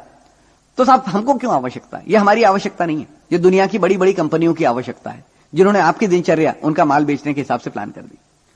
अमेरिका में एक थिंक टैंक काम करता है, उसका काम ही है कि गंजों को कंगी कैसे बेची जाए, how to sell comb to the bald person. जिसको जिस चीज की आवश्यकता नहीं हो वो प्रचार तंत्र के माध्यम से उसके दिनचर्या के अंदर प्रवेश करा दी जाए। उन्होंने देखा कि इंडियन लोग कुछ भी राख ले लेते हैं, कुछ भी मिट्टी ले लेते हैं, कुछ भी कोयला ले लेते हैं, अपने दांत साफ कर लेते हैं। हमको क्या मिला? तो बोले इनके प्राकृतिक साधनों से इनको दूर कर दो, और उनको दूर करके उनके लाइफस्टाइल में एक टूथब्रश और टूथपेस्ट इंसर्ट कर दो। तो टीथ क्लीनिंग टैक्स एक उनको लगा दो, कारण जब ये टूथब्रश टूथपेस्ट खरीदेंगे तो हमको टैक्स मिलेगा, और वो टैक्स मिलेगा। तो साहब हम ये कहते हैं कि 53 साल पहले या 54 साल पहले हम लोग एक ही कंपनी के गुलाम थे, ईस्ट इंडिया कंपनी के। आज हम कई कंपनियों की गुलामी कर रहे हैं। सुबह उठते ही हमको आदेश मिलता है कि टूथब्रश टूथपेस्ट करो, दांतों को सड़ा डालो, चाय कॉफी पियो, अपने पाचन तंत्र को खराब कर डालो, साबुन लगाओ, शैंपू लगाओ, कॉस्मेटिक्स लगाओ, अपनी त्वचा को बर्बाद कर डालो। फिर साहब Thums Up, Limca, Coca Cola पियो, पान बीड़ी, पान गुटके खाओ, सिगरेट पियो, ईश्वर की हवा को बिगाड़ो, और जब ईश्वर तुम्हारी हवा बिगाड़ दे तो आप हमारी दवाएं खाओ। और सुबह से लेकर शाम तक हम लोग इन्हीं 10 प्रोडक्ट के लिए कमाते रहे। हमको पैसा ज्यादा क्यों चाहिए? कई लोग हमसे सवाल करते हैं कि ऋषि जी आप स्वर्गीय कैसे हो गए? हमारा चिंता मुक्त जीवन है, बाजार में कितनी महंगाई बढ़ जाए हमको असर नहीं होता। क्यों नहीं होता? क्या महंगा हो गया साहब? टूथब्रश टूथपेस्ट बहुत महंगे हो गए, पीते ही नहीं साहब। चाय बहुत महंगी हो गई, पीते ही नहीं है। शेविंग क्रीम, साबुन, सोप महंगे बहुत हो गए, लगते ही नहीं है साहब। दवाएं बहुत महंगी हो गई, ताली बजा के ठीक हो जाते हैं। तो साहब आवश्यकता ही, इस दुनिया का सबसे अमीर आदमी यदि कोई है तो वही है जिसकी आवश्यकता सबसे कम है। तो साहब इन प्रोडक्ट के बगैर, इन उत्पादों के बगैर हम कैसे जिए वो हम आगे चल के बताएंगे। फिर ईश्वर ने कहा बेटा हमारा कहा जाता है कि ब्रह्म सत्य है और जगत मिथ्या है। तो कई तरह के मिथ्याचार हमारे भारत में चल रहे हैं। सबसे पहला मिथ्याचार हमारे आया योगा का। योगा योगा योगा, जो देखो योगा के पीछे भागने लग गया। तो ईश्वर ने कहा बेटा ये जितने भी योगा, ध्यान, मुद्रा, प्राणायाम, आसन सिखाए जा रहे हैं ये गृहस्थ के लिए वर्जित है। इस धरा का सबसे बड़ा तपस्वी यदि कोई है तो वो गृहस्थ है, जो माँ बाप की सेवा करता है, जो बीवी बच्चों को संभालता है, जो समाज के सारे खटकर्म करता है, वो कर्म योगी है, कर लगा के मन लगा के सारे काम करता है। उसका आदर्श या तो राम है या सीता है। तो राम को या सीता को इस तरह के कभी आसन, ध्यान, मुद्रा, प्राणायाम, योग लगाते हुए नहीं बताया गया था। ये कौन लगाते थे? हठ योगी लगाते थे, जिन्होंने माँ बाप को छोड़ दिया, जिन्होंने बीवी बच्चों को छोड़ दिया, जिन्होंने समाज को छोड़ दिया। अब जंगल में जाके बैठ गए, वहां उनके पास कोई काम धंधा तो होता नहीं था, तो उन्होंने जैसे जानवर देखे वैसे आसन लगा लिए। और हम में से कोई गया, उनका यार ऐसा करने से कोई भगवान मिलते होंगे, तो हम भी करने लग गए। और वो भेड़ चाल चली तो साहब विदेशी भी करने लग गए, और जो फॉरेनर करने लग गए तो बोले यार फॉरेनर कर रहे हैं यार, कुछ ना कुछ तो दम होगा। तो हमारे भारत में भेड़ चाल चलती है, हमारी थिंकिंग पावर बिल्कुल खत्म हो गई। तो साहब भारत में भेड़ चाल कैसे चलती है उसका एक मैं उदाहरण बताता हूं आपको। हमारे भारत में हम सब लोगों ने, हम पूछते हैं, सवाल करते हैं कि साहब आपने कोल्ड कॉफी पी है क्या? हमारे प्रोग्राम्स होते हैं, बड़े बड़े कॉर्पोरेट जॉइंट्स उसमें होते हैं, बड़े बड़े लोग होते हैं, उनसे पूछते हैं सर आपने कोल्ड कॉफी पी है? हाँ सब पिए साहब। आज मंगानी है क्या? उनका नहीं मंगानी नहीं है, साली पूछ रहा हूं कि कोल्ड कॉफी पिए। तो भारत में कोल्ड कॉफी कैसे चालू हुई थी? तो आज से 25-30 साल पहले एक जर्मनी से एक साइंटिस्ट आए थे भारत में किसी ऑर्गेनाइजेशन में, और साहब जब अपनी असाइनमेंट निपटा के वो वापसी जा रहे थे तो एयरपोर्ट पे 40-50 बड़े बड़े साइंटिस्ट उनको छोड़ने गए। जब छोड़ने गए तो वहां एयरपोर्ट पे कॉफी का ऑर्डर दिए गए, सब लोग कॉफी पी रहे थे। इतनी देर में जर्मन की फ्लाइट अनाउंस हो गई, और जैसी फ्लाइट अनाउंस हुई कॉफी बहुत गर्म थी, तो जर्मन ने इधर उधर देखा तो साहब वहां क्या देखा कि उसने बियर की बोतलें रखी हुई थी, बर्फ का क्रेट रखा हुआ था। बड़े स्टाइल से गया, उसने साहब बर्फ की क्रेट हटाई, 2 क्यूब निकाले, कॉफी में डाला और चम्मच से घोला और पिए। अब ये जो 40-50 बड़े बड़े पढ़े लिखे मूर्ख खड़े हुए थे, इन्होंने सोचना चालू किया कि यार पता चला यार कि जर्मन हमारे से आगे क्यों, why German are so ahead, कि ये लोग कोल्ड कॉफी पीते हैं। हमारा दिमाग इसीलिए बट्ठड़ है कि हम लोग गर्म कॉफी पीते हैं। अब जान दो जर्मन को जर्मनी, हम लोग कोल्ड कॉफी पीना चालू कर देंगे, अब जर्मन को बुलाने की जरूरत नहीं। अब जर्मन तो चला गया सब जर्मनी, और इंडिया में कोल्ड कॉफी छोड़ गया। अब जैसे गणेश जी दूध पी रहे हैं वैसे साहब जो देखो कोल्ड कॉफी पीने लग गया। और मैंने एक से एक बड़े बड़े नमूने देखे साहब होटलों में कि कॉफी विथ आइसक्रीम, वो सत्यानाश और उसका भी सवा सत्यानाश। 4-5 साल बाद सब वो जो जर्मन है इंडिया में वापसी आया, और जब वापसी आया तो एयरपोर्ट पे उसको कोल्ड कॉफी ऑफर कर दी गई। सर ये कोल्ड कॉफी सर, और सर आज हमने ऑफिस में कोल्ड कॉफी रखी है, और सर आज रात को आपके ऑनर में डिनर कोल्ड कॉफी के साथ रखा है। अब वो जर्मन बड़ा सकते में पूछे यार, बोले what is this cold coffee? और बोले sir that day when you had gone to Germany and that day you did all that, आपने सब ये किया था। अरे बोले मेरी तो फ्लाइट छूट रही थी भैया, नहीं तो पहले कॉफी को गर्म करो और फिर ठंडा करो और पियो, फिर कोई अच्छी लगती है क्या? तो साहब अरे बोले साहब हमको तो लगा कोई नई स्टाइल है, ऐसा करने से कुछ मिलता होगा, इसलिए हम लोगों ने। तो भारत में तो इस तरह से भेड़चाल, ये योगा के साथ भेड़चाल चली। दूसरा मिथ्याचार आया आयुर्वेद का। हर्बल मेडिसिन, हर्बल दवाएं, हर्बल जड़ी, हर्बल बूटी, कई तरह की जड़ी बूटी आयुर्वेद के नाम से पीली जाने लगी। जबकि आयुर्वेद का सबसे पहला श्लोक है कि यदि आप यम नियम संयम से रहते हो तो औषधि की आपको कोई आवश्यकता नहीं है, और यदि आप यम नियम संयम से नहीं रहते तो औषधि आपके लिए कुछ नहीं कर सकती। तो पहले ही श्लोक में आयुर्वेद ने औषधि की महत्ता को खत्म कर दिया था। औषधि जो मेडिसिन जो शब्द है वो डिराइव हुआ मेड इट फॉर सिंस है, जो चीज पाप करने के लिए बनाई गई हो वो आपको कैसे ठीक कर देगी। तो हम लोग क्योर बियॉन्ड मेडिसिन की बात करेंगे कि बगैर दवाओं के हम लोगों को कैसे ठीक कर पाए, वही चीजें आज हम आप लोगों को बताएंगे। तो ये जो सारी चीजें चली, तो ये जो दूसरा मिथ्याचार आयुर्वेद का आया, तो वही यम नियम संयम क्या है, वो आयुर्वेद का वही श्लोक है कि यदि हम यम नियम संयम से रहते हैं तो हमको औषधि की कोई आवश्यकता नहीं है, और यदि हम यम नियम संयम से नहीं रहते तो औषधि हमारे लिए कुछ नहीं कर सकते। तो साहब तीसरा मिथ्याचार चला ज्योतिष का। कंडलियां बन रही हैं, पत्रिकाएं बन रही है, हॉरोस्कोप्स बन रहे हैं। एक हॉस्पिटल में मैं बैठा हुआ था, एक आदमी को देखा बिल्कुल घड़ी लगा के बैठा हुआ। मैंने कहा भाई साहब क्या कर रहे हो? अरे बोले डिस्टर्ब मत करो, मेरे वाइफ को इश्यू होने वाला है, और मेरे ज्योतिष ने कह रखा कि 1 सेकंड का भी समय इधर उधर मत होने देना, जैसे ट्यू ट्यू ट्यू ट्यू की आवाज आए तो समय नोट कर लेना, और यदि 1 सेकंड का भी समय इधर उधर हो गया तो पूरी पत्रिका तेरी गलत हो जाएगी। अरे मैंने कहा भैया तू कौन सा समय नोट करना है, वो तो 9 महीने पहले आ चुका। ईश्वर ने 2 समय ऐसे रखे हैं, जन्म का समय और मृत्यु का समय, कोई पता नहीं कर सकता। ज्योतिष शास्त्र अपने जगह पे बिल्कुल सही है, लेकिन जो ज्योतिष शास्त्र को चलाने वाले, जिसके नाम पे दुकानें चला रहे हैं, वो लोग गलत है। और फिर साहब उसकी पत्रिका सही नहीं बनती। राम की और सीता की जब पत्रिका मिलाई गई थी तो कहते हैं 36 गुण मिल गए थे, लेकिन राम और सीता जिंदगी भर साथ नहीं रहे, तो ऐसी पत्रिका मिलाने से फायदा क्या? चौथा मिथ्याचार अभी एक लाफ्टर क्लब का चल रहा है। तो साहब देखा मैंने कई जगह पे लाफ्टर क्लब खुलना चालू हो गए। आप जरा से इमेजिन कीजिए कि जिस तरह से लोग हंसते हैं, तो कौन हंसा करता था? तो रावण हंसा करते थे, हा हा हा हा हा करते हुए, या राक्षस लोग हंसा करते थे। तो हम लोगों को राम बनाना चाहते हैं, हम लोग राक्षस नहीं बनाना चाहते हैं। वही भेड़ चाल चलती है, सब लोग हंसने लगे, बोले हंसने से कुछ ना कुछ मिलता होगा, वही भेड़ चाल में सारा काम चालू हो जाता है। तो राम हमको आरती करना हम लोग सिखा सकते हैं, आरती करें, और हंसने की जो प्रक्रिया है वो आदमी में अपने आप आएगी। वो मुस्कुराता था राम, तो हम मुस्कुराएं, ज्यादा हंसने की आवश्यकता नहीं है। तो ये वाला काम हुआ। फिर उसके बाद आगे चले तो सबसे पहला प्रोडक्ट जो हमारे लाइफ में इंसर्ट किया गया वो टूथब्रश और टूथपेस्ट। अब सब टूथब्रश काय का बना हुआ है? टूथब्रश प्लास्टिक का बना हुआ है, विच इज नॉन बायोडिग्रेडेबल। आज हम लोग पॉलीथीन की थैलियों को बहुत गालियां दे रहे हैं, ये बहुत गालियां दे रहे हैं कि साहब ये कह रहे हैं कि साहब polythene bag is hazardous, we should not use polythene bag, polythene bag से पर्यावरण को खतरा है। जो आदमी सुबह उठ के सबसे पहले प्लास्टिक का ब्रश मुंह में रखता है, दिन भर प्लास्टिक यूज करता है, और शाम को पॉलीथीन की थैलियों को गालियां देता है, खाने से परहेज नहीं कर रहा है, पाखाने से परहेज कर रहा है। लेकिन साहब वही चलता है कि साहब हम लोग डबल स्टैंडर्ड्स में जीते हैं।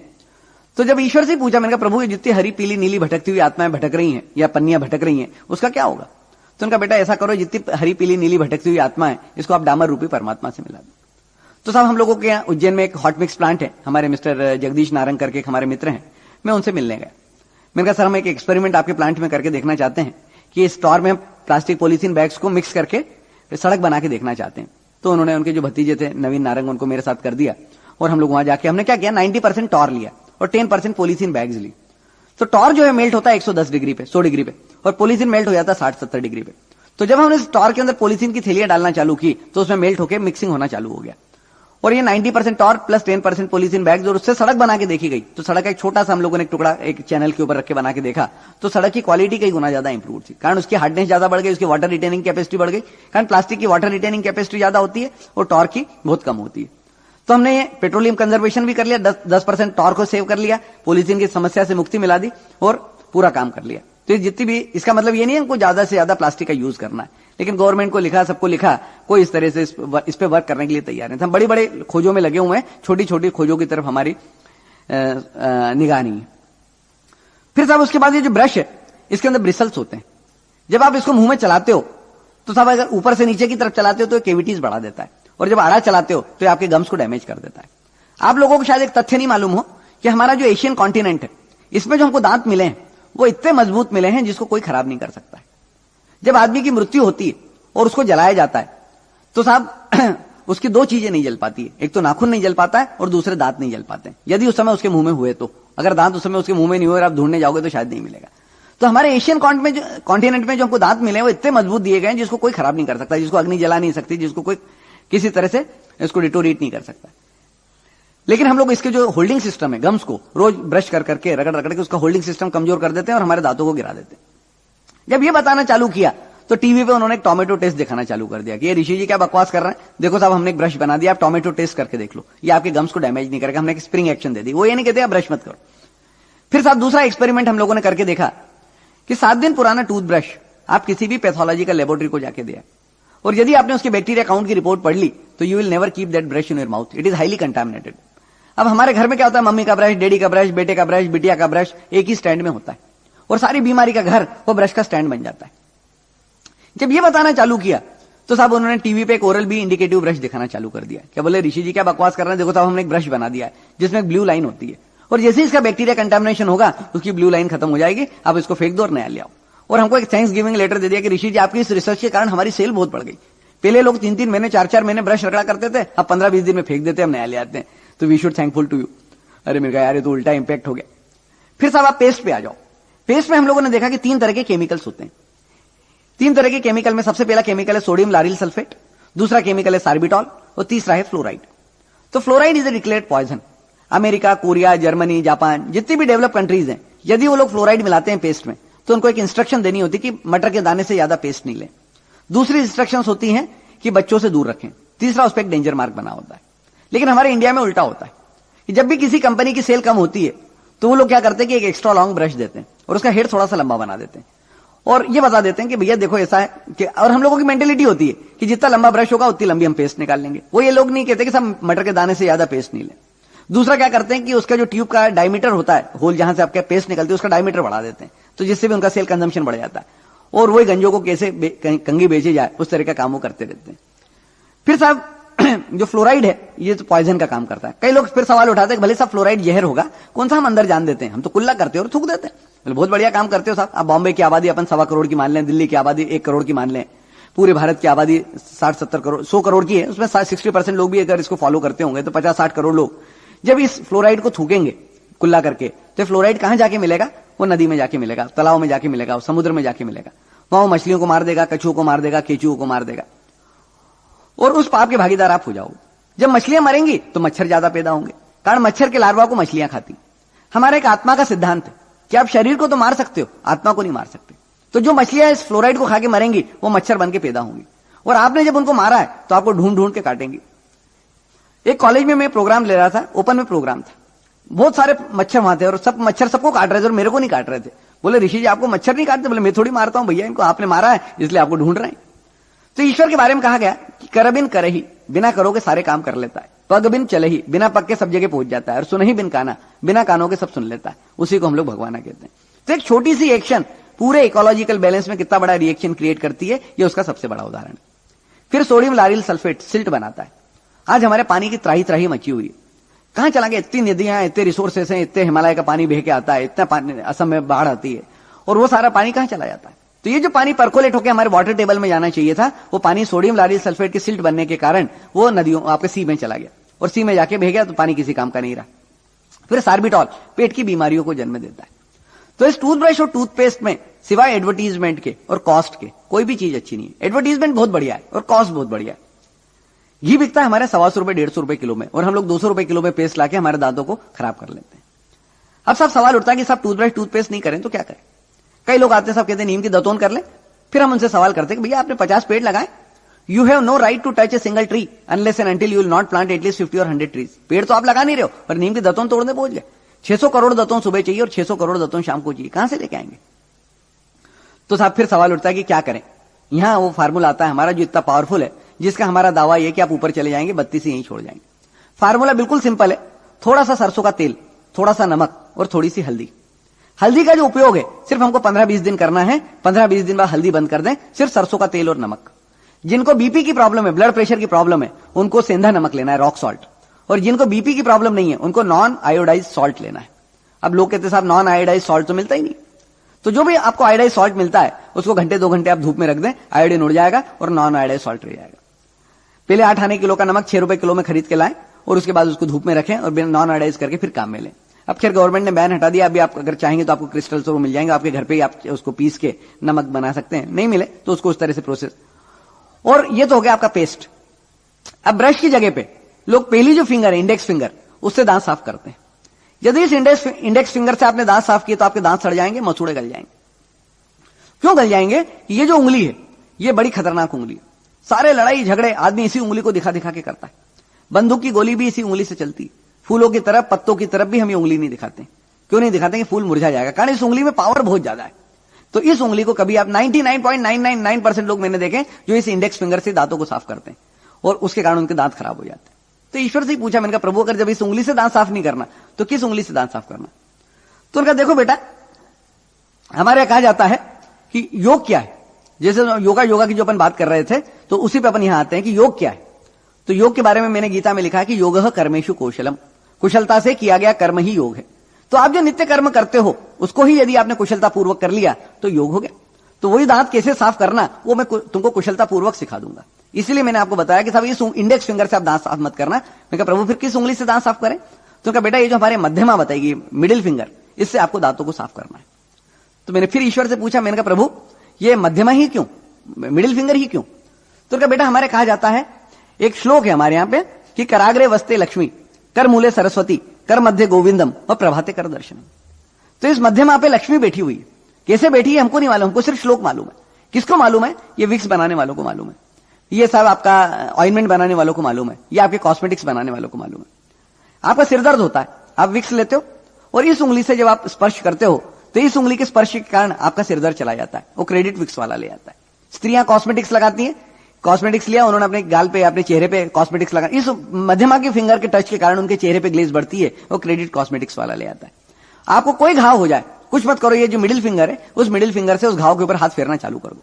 यदि आपको किसी ऑइंटमेंट की जरूरत है तो आपका सलाइवा, ये जो आपकी लार है, उससे बढ़िया कोई ऑइंटमेंट नहीं हो सकता। उस सलाइवा को लेके उस घाव के ऊपर आप हिलअप कर लें, आपका घाव भर जाएगा। हम लोग बर्नॉल ले आते हैं और बर्नॉल लाके जब उस उंगली से स्पर्श करते हैं तो इस उंगली की हीलिंग पावर के कारण हमारा आपका घाव भरता है, वो क्रेडिट बर्नॉल वाला ले आता है। तो नाचे कूदे बांद्रा और माल मलंगा खाए, हमारे कहावत। तो इस उंगली के स्पर्श के वो भी बेचारे टीवी पे रोज दिखाते हैं टच थेरेपी, ये तो हम लोग बेवकूफ हैं जो रोज जाके विक्स खरीद लेते हैं। तो साहब उन्होंने 900 रुपए किलो में करोड़ों अरबों खरबों रुपए का बाम भारत में पेल दिया और हमारे वही कहा कि घी बिकता 125 रुपए 150 रुपए किलो में और हमें 900 रुपए किलो, और हमारे घर की लक्ष्मी इन बड़ी बड़ी कंपनियों के घर में चली गई और हम लोग कंगाल हो गए। तो जब इस उंगली से आप मंजन करोगे तो आपके दांतों की कैविटीज हिलअप हो जाएगी, और जब दांतों की कैविटीज हिलअप हो जाएगी तो अन्न कण उसमें फंसेंगे नहीं। दूसरा, सरसों का तेल हमारे यहाँ पे अमृत का रूप बोला गया। यदि इस धरा पर कोई अमृत है तो सरसों का तेल है। हमारे बच्चों की मालिश, हमारे पहलवानों की मालिश सरसों के तेल से होती थी। सरसों के तेल में अग्नि तत्व बहुत अधिक है, इसीलिए हमारे शरीर पर या पहलवानों के शरीर पर बड़ी ग्लेज होती थी। अब हम सरसों के तेल से दूर हो गए। तो जब इस सरसों के तेल से आप मसाज करोगे आपके गम्स का प्रतिदिन, तो आपके गम्स मजबूत हो जाएंगे। नमक क्लींजिंग एजेंट का काम करेगा। फिर आपको टंग क्लीनर भी लगाने की जरूरत नहीं, कारण हम लोग टंग क्लीनर लगा लगा के और दूसरे डैमेजेस कर लेते हैं। तो जब सरसों का तेल और नमक आपके मुंह में चलेगा तो पूरे के पूरे, साउथ में ऑयल थेरेपी चलती है, वो सरसों आपके किसी भी सनफ्लावर ऑयल को अपने मुंह में लेके चलाते हैं। तो इस सरसों के तेल को और नमक को यदि आप थोड़ी देर मुंह में चला लेंगे तो आपकी टॉक्सिक एलिमेंट सब बाहर निकल जाएंगे, आप उसको स्पिट आउट कर दें। हल्दी का उपयोग सिर्फ हमको 15-20 दिन करना है, हल्दी 15-20 दिन बाद बंद कर दें। फिर साहब आप इसको आप इकोलॉजिकल बैलेंस में देखो, जहां जहां सरसों का तेल बहके जाएगा वहां पे मच्छर पैदा नहीं होंगे। अगर तालाब में जाके उसने ऊपर लेयर बना दी सरसों के तेल की तो वाटर कंजर्वेशन करेगा, वहां भी मच्छर पैदा नहीं होंगे और पानी का हमारा इवापोरेशन नहीं होगा। और ये जो सारी चीज चलेगी तो ये सारा काम होता चला जाएगा। फिर साहब इकोनॉमी देखें, money where money will go in the pocket of your farmer. हमारा किसान बहुत भोला है, हम लोग किसान को बहुत बुरी तरह से लूट रहे हैं। कारण क्या हो रहा है कि जिस देश में 900 रुपए किलो पे विक्स बिकता हो, जिस देश में 13 रुपए 14 रुपए लीटर में पानी बिकता हो, वहां घी बिक रहा है 125 रुपए 150 रुपए किलो में। कोका कोला हम 33 रुपए लीटर में ले आते हैं, लेकिन दूध वाला यदि 1 रुपया बढ़ा देता है तो हम उसकी जान ले लेते हैं कि क्यों भाई बहुत लूट रहा है हमको, 1 रुपया बढ़ा दिया तूने, क्या हमारे जान लेगा, क्या करेगा। तो साहब घी बिकना चाहिए हमारे कम से कम 1000-1500 रुपए किलो, दूध बिकना चाहिए 60 रुपए 70 रुपए लीटर, लेकिन उस किसान के भोलेपन का हम लोग फायदा उठाते हैं। और यदि हम सब लोग इसको काम करेंगे तो ये सरसों का तेल हमारे एशियन कॉन्टिनेंट में होता है। सरसों हमारे, इसीलिए दिल्ली में एक ड्रॉप्सी कांड किया गया था सरसों के तेल को बदनाम करने के लिए। तो ये सब ये सरसों का तेल हम इतने सब लोग अगर 100 करोड़ लोग यूज करेंगे, पूरे विश्व के लोग भी यूज करना चालू कर देंगे तो हमारे सरसों के तेल की डिमांड बढ़ेगी, हमारे स्वदेशी जो उद्योग हैं वो आगे बढ़ेंगे। तो ये वाला काम हो गया। दूसरा एक सहज योग है कि जिस समय भी आप टॉयलेट में बैठे इंडियन स्टाइल ऑफ लेटरिन में, आपको एक काम और करना है, आपको फ्रंट टीथ जो है उसके ऊपर एक दूसरे पे करके बैठना है, दांतों को भींच के बैठना है। तो आप ये देखेंगे उस समय नेचुरल वे में दांतों पे एक प्रेशर आता है, तो साहब दांत एक दूसरे में इतनी बुरी तरह से एम्बेड हो जाएंगे कि कोई डेंटिस्ट चाहेगा उसको खींच के निकालना तो नहीं निकाल पाएगा। ये हमारे दांतों का आयुष्मान भव हो गया। आप ऊपर चले जाओगे, बत्ती से यहीं छोड़ जाओगे। सिर्फ 4 चीजों से बचा के रखना, Thums Up, Limca, Coca Cola मत लगने देना, चॉकलेट मत लगने देना, चाय कॉफी मत लगने देना और पान गुटके मत लगने देना। तो दांतों की जवाबदारी हमारी 100 साल की। इसके बाद साहब ईश्वर ने पूछा बेटा आप क्या करते हो? मैंने कहा प्रभु अब चाय पीते। तो कहा बेटा देखो चीन को अफीम ने बर्बाद किया था और भारत को चाय ने बर्बाद कर दिया। एक कैलकुलेशन है कि हम लोग 500-600 करोड़ रुपए रोज की चाय पी जाते हैं, लेकिन सड़कें बनाने के लिए हमारे पास पैसे नहीं, पावर प्लांट लगाने के लिए हमारे पास पैसे नहीं। अभी आप लोगों से बात करो कि आप देश के लिए क्या करना चाहते हो, अरे साहब देश के लिए हम जान दे दें। अरे बोले भैया तेरे जान की जरूरत नहीं है, तू एक काम कर आज से चाय पीना बंद कर दे। 10 रुपए की चाय पी जाता है, 5 रुपया देश को दे देना, 5 रुपया तेरे पास रख लेना। यदि 60% लोग भी फॉलो कर ले तो रोज हमारे देश के पास 300 करोड़ रुपया रोज आ सकता है। साहब इकोनॉमी पूरी स्ट्रेंथन हो सकती है, लेकिन नहीं साहब वो कहता अरे साहब वो चाय नहीं छूटती साहब। अबे अभी तो तू जान छोड़ रहा था, तो साहब कोई त्याग नहीं करना चाहता। तो यदि आप ये चाय का त्याग करते हो तो आपको क्या मिलेगा, इसका फल कभी आप लोगों ने नहीं सोचा होगा। रामकृष्ण परमहंस ने एक बहुत बढ़िया बात बताई थी। एक बार एक ने प्रश्न किया था रामकृष्ण परमहंस जी से कि साहब पूरे गीता, पूरे वेदों का, पूरे शास्त्रों का जो सार है वो गीता में लिखा हुआ है, लेकिन साहब मेरे पास समय नहीं है कि मैं पूरी गीता पढ़ पाऊं, तो आप मेरे को अगर 1 सेकंड में या 5 सेकंड में गीता का सार समझा सकते हो 10 सेकंड में तो मैं बता दीजिए, नहीं तो मैं जा रहा हूं। तो रामकृष्ण परमहंस ने कहा एक काम करो, आप गीता गीता बोलना चालू करो। तो उसने बोलना चालू किया गीता गीता गीता गीता। बोले आप क्या बोल रहे हो? बोले आपने कहा साहब गीता गीता बोल रहा हूं, तो बोल रहा हूं। बोले नहीं, आप गीता का सार बोल रहे हो, त्यागी त्यागी त्यागी। तो गीता का मर्म ही त्याग है। और साहब देखो, आदमी छोटे छोटे त्याग नहीं करना चाहता। आज हमारे देश को बचाने के लिए कोई बहुत बड़े त्यागों की आवश्यकता नहीं। तो साहब सुभाष चंद्र बोस ने एक नारा दिया था कि आप हमको खून दो, हम आपको आजादी देंगे। मैंने एक नारा दिया कि आप हमको चाय दो, हम आपको समृद्धि देंगे। वो कैसे देंगे वो मैं आगे बताता हूं।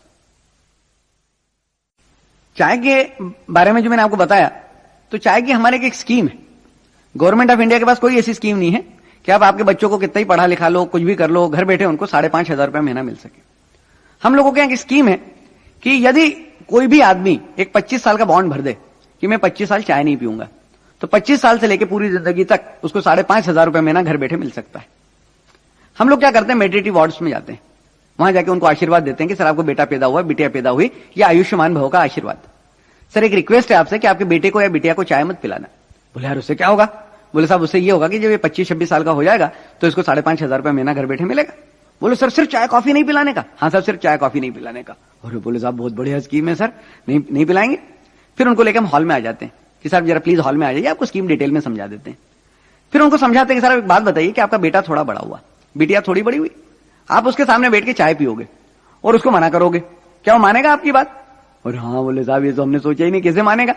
तो sir can you not make any sacrifice for your children? क्या आप आपके बच्चों के लिए कोई त्याग नहीं कर सकते? हाँ सब कर सकते हैं। तो साहब आप भी चाय पीना बंद कर दो।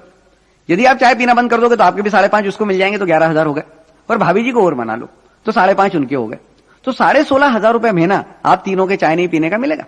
और लड़के वाले भी यही है और लड़की वाले भी यही है। अभी बात पक्की कर लो तो बेटा और बहू मिला के 33,000 रुपए घर में लेके आएंगे। तो कहां धक्के खाने भेज रहे हो साहब? वही मैंने आपको बताया कि हमारे कहा जाता है कि उत्तम कृषि, मध्यम व्यापार और निकृष्ट नौकरी। तो निकृष्ट काम करने के लिए हम इतने सारे खटकर्म कर रहे हैं। तो ये ज्ञान यदि आपको 25 साल मिला होता तो आज किसी को भी नौकरी करने की आवश्यकता नहीं होती। तो भारत में लोग बहुत होशियार हैं। इधर तो बॉन्ड साइन कर देते हैं कि साहब चाय नहीं पिएंगे, और जैसे ही हम रवाना हुए तो साहब कहते हैं वो तो गए यार, पियो चाय, कौन देखने आने वाला है। तो हमारे उसका पूरा कंप्यूटराइज फार्मूला है। कंप्यूटराइज एक ब्लड एनालिसिस रिपोर्ट आपको करानी पड़ेगी। हर 6 साल में आपको एक हमारे एनालिसिस सेंटर पे जाना पड़ेगा, और उसमें यदि चाय कॉफी के कंटेंट नहीं मिलते हैं तो आपको एक सर्टिफिकेट इशू हो जाएगा। जैसे 4 सर्टिफिकेट लीजिए, go to any nationalised bank and start collecting that money. इसके साथ पेनल्टी क्लॉज भी है। क्या होता है कि सपोज आपने चाय नहीं पी तो आपको 5,500 रुपए महीना मिलना चालू हो जाएगा। ये करीब 25 साल में 17.5 लाख रुपया होता है। और यदि आपने चाय पी ली तो आपको उस फाउंडेशन को क्या मिलेगा? तो साहब हम लोगों ने उसके ऊपर पेनल्टी क्लास रखा है कि सपोज आप 10 रुपए रोज की चाय पीते हो तो 10 रुपए रोज का एक रिकरिंग खाता आपको बैंक में ओपन करना है। वो आपका और ज्वाइंट अकाउंट का, मतलब वो जो फाउंडेशन का ज्वाइंट अकाउंट होगा, ना आप विड्रॉ कर सकते हैं ना फाउंडेशन विड्रॉ कर सकती है।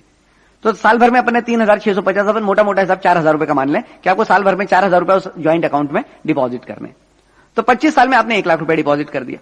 यदि आपने 1 लाख रुपए चाय पी ली तो ये 1 लाख रुपए उस फाउंडेशन के पास चला जाएगा। और यदि आपने चाय नहीं पी तो इस 1 लाख के बदले में या तो आप 7 से 8 लाख रुपए का बंगला ले सकते हो या 5,500 रुपए महीना 25 साल तक ले सकते हो। तो जो भी स्कीम को करना चाहें वो हम लोगों से संपर्क कर सकते हैं। कई कंपनीज में अभी हम लोग बातें कर रहे हैं, कई बड़े बड़े कंपनीज में, कि साहब वहां के वर्कर्स चाय पीना बंद कर दें। कारण क्या हो रहा है साहब, जो 2 रुपए की हम चाय पीते हैं उसके बदले में हम 10 रुपए का समय बिगाड़ देते हैं। अब चाय क्यों खराब है? अभी हम लोग एक एनटीपीसी के डायरेक्टर्स का एक प्रोग्राम ले रहे थे, और साहब सबकी आदत होती है कि इस प्रोग्राम्स के अंदर चाय पीते पीते इस प्रोग्राम को सुनना है, कॉन्फ्रेंस को अटेंड करना है। तो साहब चाय नहीं आ रही थी, तो बड़े कुल बुला रहे थे, यार चाय नहीं आ रही। चाय बोल साहब ये ऋषि जी का प्रोग्राम है, चाय तो आ ही नहीं सकती। तो उन्होंने पूछा मेरे से, ऋषि जी चाय में क्या खराबी है? तो मैंने उन डायरेक्टर से जो एनटीपीसी के थे, मैंने कहा सर एक बात बताइए कि आप लोग एनटीपीसी चलाते हैं, मेरे को 100 करोड़ कप चाय बनानी है एक ही जगह पे, और 100 करोड़ कप चाय बनाने के लिए जितनी एनर्जी लगेगी, out of that energy how much power we can generate, इसको कैलकुलेट करके बताइए। तो साहब वहां पे एक डीजीएम प्रोजेक्ट से उन्होंने अपने लैपटॉप पे कैलकुलेट करके बताया कि एटलीस्ट आप 30 megawatt power we can generate. ये तो मैंने कहा साहब 100 करोड़ कप चाय इकट्ठी बनेगी तो 30 मेगावाट की पावर एनर्जी हम वेस्ट कर देंगे, यदि अलग अलग बनाएंगे तो at least 100 megawatt power we can waste. तो चाय इसलिए खराब है कि it is most energy expensive, बनाने में 100 मेगावाट पावर लग गई। हम फलों को सबसे अच्छा मानते हैं, सलाद को सबसे अच्छा मानते हैं। क्यों मानते हैं? कि they are most energy efficient. तोड़ा, काटा और खा लिया, कोई एनर्जी नहीं लगती। फिर साहब हम लोग एनर्जी कंजर्वेशन प्रोग्राम्स करते हैं। क्यों करते हैं? कि जो कंजर्व्ड एनर्जी उसको अपने ऊपर वेस्ट कर ले। अमेरिका का एक per capita power consumption norm है। अमेरिकन कहते हैं कि जिस कंट्री का पावर कंजम्पशन हाईएस्ट होगा वो कंट्री सबसे डेवलप्ड है। लेकिन साहब हम लोगों ने ये देखा कि अमेरिका का जो पर कैपिटा पावर कंजम्पशन है 3000 यूनिट का है और इंडियंस का 250-300 यूनिट का है। तो वो कहते हैं कि साहब इंडिया बहुत मोस्ट बैकवर्ड है, क्या 250-300 यूनिट कंज्यूम करते हैं। देखो अमेरिका कितना कल्चर्ड है, कितना डेवलप्ड है, 3000 यूनिट कंज्यूम करता है। लेकिन इसकी एक रिवर्स साइड है कि अमेरिका का जो हार्ट फेलियर रेट है वो वर्ल्ड का हाईएस्ट है। न्यूयॉर्क में कहते हैं कि वर्ल्ड के सबसे ज्यादा लोग हार्ट फेल में मरते हैं। क्यों मरते हैं उसके ऊपर कभी आप लोगों ने सोचा? बोले नहीं सोचा साहब। मैं बताता हूं आपको। आप लोग जब आपके कंपनी का रिट्रोस्पेक्शन करते हो और जो इक्विपमेंट सबसे ज्यादा एनर्जी एक्सपेंसिव होते हैं आप उनको स्क्रैप कर देते हो। जो गाड़ी ज्यादा पेट्रोल खाने लगती है उसको बेच देते हो। तो गॉड जब अपना रिट्रोस्पेक्शन करता है तब ये देखता है कि अमेरिकन 3000 यूनिट खा रहा है तो इसको उठा लो, और 10 इंडियन पैदा कर देता है कि बोले ज्यादा 250-300 वाले हैं तो ये काम चल जाएगा। एक सब आप बड़े बड़े प्लेन क्रैशेस ले लीजिए, बड़े बड़े हेवॉक्स ले लीजिए, बड़े बड़े एक्सीडेंट्स ले लीजिए, कौन बचता है उनमें? वही लोग बच पाते हैं जो मोस्ट एनर्जी इफिशिएंट होते हैं, जो प्रकृति के सबसे ज्यादा करीब होते हैं। मोरारजी भाई देसाई कितने प्लेन क्रैशेस में फंस चुके थे लेकिन उनको कभी स्क्रैच तक नहीं लगा। क्यों नहीं लगा? कि was the most energy efficient person. तो एक इंग्लिश में कहावत है कि नोबडी कैन किल एनीबडी, कोई किसी को नहीं मार सकता है, वी किल आवरसेल्व्स, हम अपने आप को खुद मारते हैं। तो साहब यदि आपको प्रकृति का, कई लोग हमसे कहते हैं ऋषि जी आप इतनी बड़ी बड़ी कंपनियों के अगेंस्ट में काम कर रहे हो, कोई भी आपको नफा देगा, कोई भी आपकी सुपारी दे देगा, कोई भी आपको मरवा देगा। मैं कहता साहब ऐसे कैसे मरवा देगा? जब गॉड की सिक्योरिटी हमारे साथ है और जब उसकी पूरी की पूरी हमारे साथ सिक्योरिटी चल रही है तो साहब हमारे को कोई मार नहीं सकता। और उल्टा ये हो रहा है कि बड़ी बड़ी कंपनी वाले भी हमारे प्रोग्राम्स ऑर्गेनाइज कराते हैं और उसको खुद लोग भले प्रोडक्ट बेचते हैं लेकिन उस प्रोग्राम उसको खुद छोड़ देते हैं। तो ये जो सारी चीजें चली तो आपको you have to be most energy efficient. दूसरा साहब चाय क्यों खराब है? तो एक डॉक्टर केलॉग हेक करके हार्वर्ड यूनिवर्सिटी के प्रोफेसर है, उन्होंने लिखा कि if the list of most poisonous foods are prepared तो I will put tea and coffee on the top. Cyanide खा के तो आदमी 1/10 सेकंड में मर जाएगा, लेकिन चाय कॉफी पी पी के उसका स्लो मर्डर होगा। It's a slow poison. इसमें 11 तरह के जहर। हमने किताब लिखी कि भारत विश्व गुरु पुनः कैसे बने, उस किताब में हमने पूरे उस जहरों की लिस्ट दे रखी। तो साहब वो जो सारी चीजें हैं ये 11 type of poison are there. फिर साहब क्या होता है कि उसमें 3 सबसे खतरनाक है, एक तो थीन है और एक टेनिन है। थीन एक नशा देता है हमको, एल्कोलाइड है जो हमको नशा देता है। आप लोगों को में जो पुराने लोग हैं सब अच्छी तरह से जानते होंगे, जब 40-50 साल पहले चाय की कंपनियां भारत में आई थी उस समय कोई हमारे भारत में चाय नहीं पीता था। घर घर जाके जगह जगह स्टॉल लगा के जगह जगह इनके सेंटर्स खुलते थे और फोकट में जाके चाय पिलाते थे। घर पे जाके पुड़िया देते थे, ये देते थे और कहते आप चाय पी के देखो आपको ऐसा होगा वैसा होगा, और चाय पिला फोकट में चाय पिला पिला के हमको एडिक्ट कर दिया गया। It is only because of theine. उसी के कारण हमको नशा मिलता है और जैसे हमको चाय नहीं मिलती तो हमारी बॉडी काम करने से मना कर देती है, सिरदर्द चालू हो जाता है, बॉडी पेन होना चालू हो जाता है। तो it is addiction, it is only because of theine. लेकिन दूसरा उसमें सबसे घातक प्रोडक्ट है वो टेनिन।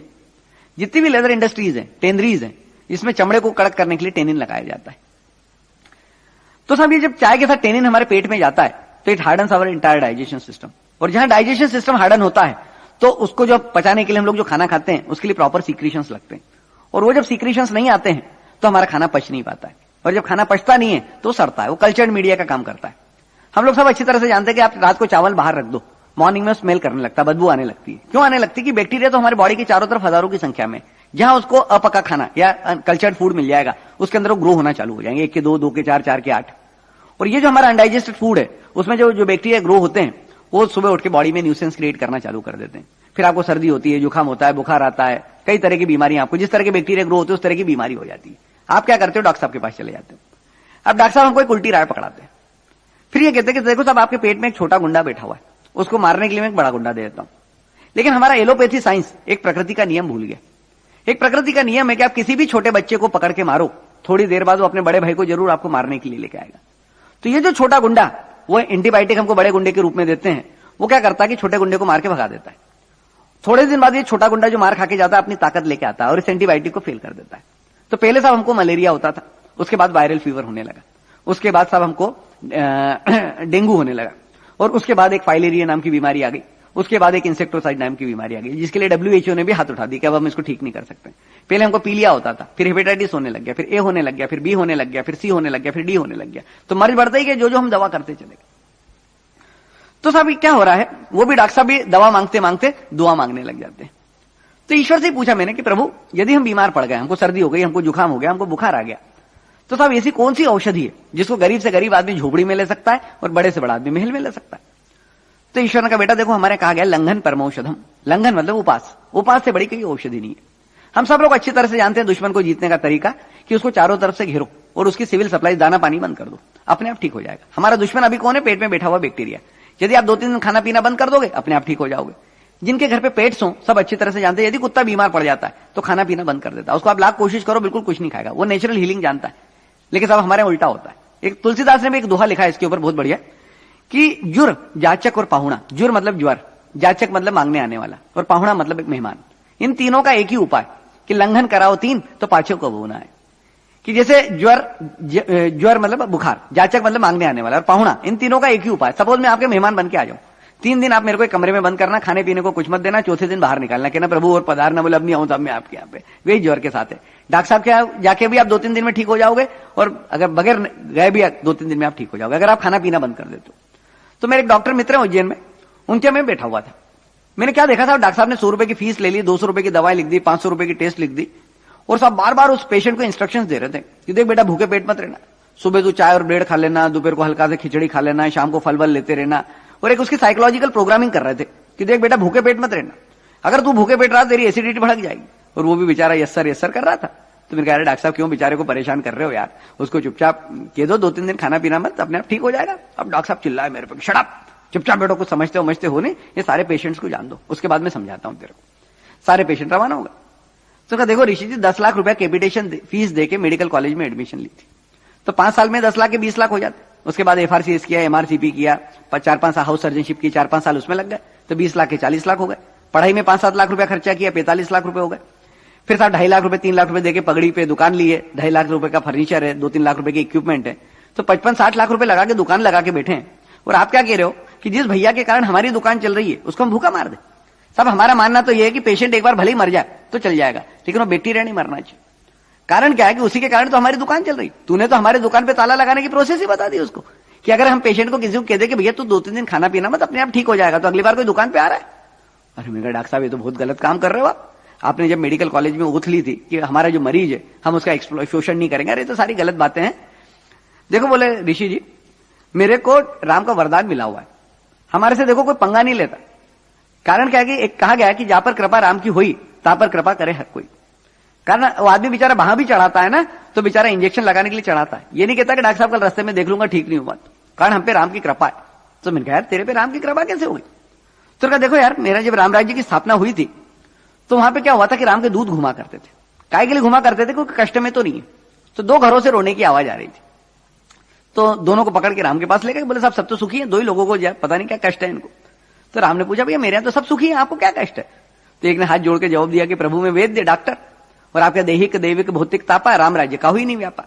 और जब किसी तरह का कोई ताप नहीं है तो कोई बीमार नहीं पड़ता, तो प्रभु मेरी दुकान कैसे चले, मेरी बीवी बच्चे कैसे पले? तो राम ने साहब उनको राजाश्रय दे दिया कि ऐसा करो तुम तो गवर्नमेंट खजाने से तनख्वाह लेते रहो और खुश रहो। तो हमारे डॉक्टरों को तब से राम राज्य के जमाने से घर बैठे की तनख्वाह मिल रही, लेकिन साहब आज वो प्राइवेट प्रैक्टिस की लड़ाई करने लग गए। दूसरे से पूछा आप कौन? बोले साहब मैं वकील, कोई लड़ाई नहीं, कोई झगड़ा नहीं, कोई चोरी नहीं, कोई डकैती नहीं, तो साहब मेरी वकालत कैसे चले? तो राम ने उसको भी राजाश्रय दे दिया कि ऐसा करो तुम भी खुश रहो और तुम भी मेरी तनख्वाह लेते रहो, ठीक रहना। दोनों निकल के आने लगे। वकील बड़ा तेज था, फिर घुस गया चेंबर में। अरे बोले प्रभु कब तक आपके भरोसे जिंदा रहेंगे, कुछ तो करो। तो उस समय राम ने एक वरदान दे दिया कि ऐसा करो त्रेता में द्वापर में तो तुम जैसे तैसे दिन निकाल लो, कलयुग में मैं तुम्हारे घाटे पूरे करा दूंगा। तो साहब आज इस कलयुग में सिर्फ ये 2 ही धंधे बहुत बढ़िया चल रहे, एक डॉक्टर का धंधा और एक वकील का धंधा। तो साहब सारे लोग पैसे उनकी उधारी को, उसका जो घाटा हुआ उस समय कलयुग में, त्रेता में और द्वापर में, वो सब पूरा कर रहे हैं।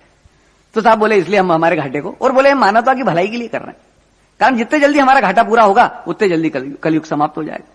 दूसरा हमारे डॉक्टर साहब बहुत पहुंचे हुए थे, उन्होंने एक बात और बताई कि बोले देखो ऋषि जी एक सत्य के दर्शन में करा देता हूं आपको कि ये जितने भी पेशेंट हमारे यहाँ पे आते हैं ये एक तरह के चोर, और हमारे कहा जाता है चोरों के घर में यदि आप डकैती डाल दो तो पाप नहीं लगता है। तुम्हें खैर समझ में नहीं आया कैसे चोर है?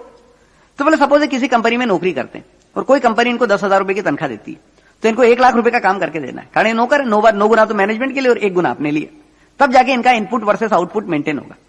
और यदि इनने 1 लाख रुपए का काम करके नहीं दिया, सपोज 60,000 का काम करके दिया, तो 4,000 रुपए जो इनके घर में आया वो बगैर कर्म के आया, काम चोरी का आया। अब वो जो अकर्म की लक्ष्मी है वो इनके घर में टिकेगी नहीं, उसको चंचला बोला गया। उसके दारू पी जाएंगे तो सिगरेट पी जाएंगे, तो पान गुटके खा जाएंगे, तो चाय पी जाएंगे, 10 प्रोडक्ट के मायाजाल में कहीं भी निकल जाएगा। इसलिए मैंने इसे 500 रुपए 1,000 रुपए का चूना लगा दिया कि कम से कम उतना प्रोडक्ट जो व्यसनों में जाता वो मेरे पास आ गया। दूसरा सब एक हमारा माइथोलॉजी है कि हर आदमी कामना करता है कि मेरे घर में लक्ष्मी आए। हर आदमी की कामना होती है कि मेरे घर में लक्ष्मी आना चाहिए, लेकिन उसके साथ उसकी एक और कामना होती है कि उसका पति उसके साथ नहीं होना चाहिए। तो लक्ष्मी का पति कौन है? तो वो नारायण है। और हर आदमी, नारायण किसका इंचार्ज है? विष्णु, वो ऑपरेशन का इंचार्ज है। तो हर आदमी बगैर ऑपरेशन के, बगैर कर्म के लक्ष्मी चाहता है। और जो बगैर कर्म के लक्ष्मी आपके घर में आएगी उसको हम लोग चंचला बोलते हैं। वो किसी के घर में टिकती नहीं है, वो जहां जाएगी वहां बर्बादी फैलाएगी। तो साहब ये जो आज सारा का, आप लोग देखते थे पुराने जमाने में कि एक पिताजी कमाते थे, 8-8, 10-10 बच्चे पैदा हो जाते थे, दादा दादी साथ रहते थे, अंकल आंटी साथ रहते थे, और कभी ऐसा नहीं होता था कि 30 तारीख को डब्बे में आटे की कमी आई हो। लेकिन आज मियां बीवी दोनों कमाते हैं और पता चला कि उधारी में मामला चल रहा है कि किराने वाले का पेमेंट अगले महीने होगा, क्रेडिट कार्ड पे काम चल रहा है। तो पैसा तो बहुत आ गया, लेकिन वो अकर्म की लक्ष्मी घर में टिकी नहीं। वो 10 प्रोडक्ट के माया जाल में सब बाहर निकल गए। तो हमारे यहाँ पे पसीने की कमाई का, पैसे की बरकत, जो बरकत का नाम था वो यही नाम था। तो साहब ये जो सारी चीज की, तो इसलिए हमने इस मानवता की भलाई के लिए और इस आदमी की भलाई के लिए सारा काम किया। तो मैंने कहा प्रभु बहुत अच्छा काम किया। बोला ऋषि जी लगने लग गया कि आपकी बातों से कलयुग से हमारे घाटे पूरे होने को आ गए। ठीक है सर। फिर आगे चले, अब सवाल उठता है चाय नहीं पिए तो क्या पिए। ये ऐसा सवाल है कि दारू नहीं पिए तो क्या पिए, सिगरेट नहीं पिए तो क्या पिए, सब चाय नहीं पिए तो कॉफी पी लें, लड्डू नहीं खाएं तो बर्फी खा लें, ये ऐसे सवाल है। चाय भी नहीं पीना है, कॉफी भी नहीं पीना है, तो चाय का सबसे बढ़िया अल्टरनेटिव क्या? तो सब हम लोगों ने एक सबसे बढ़िया अल्टरनेटिव दिया है, तांबे के घड़े का पानी। एक तांबे का लोटा ले लो, रात भर उसमें पानी भर के रख दो, और जब उसमें पानी भर के रखें तो एक केयर हमको ये लेनी कि it must be placed on A bad conductor. ये नहीं कि आपने कहीं लोहे की टेबल पे रख दिया या कहीं फर्शी पे रख दिया, इसको आप लकड़ी के पटिए पे रख दें। सबसे बढ़िया जो हमारा साइड टेबल होती है बिस्तर के पास में, उसके ऊपर आप रख दें।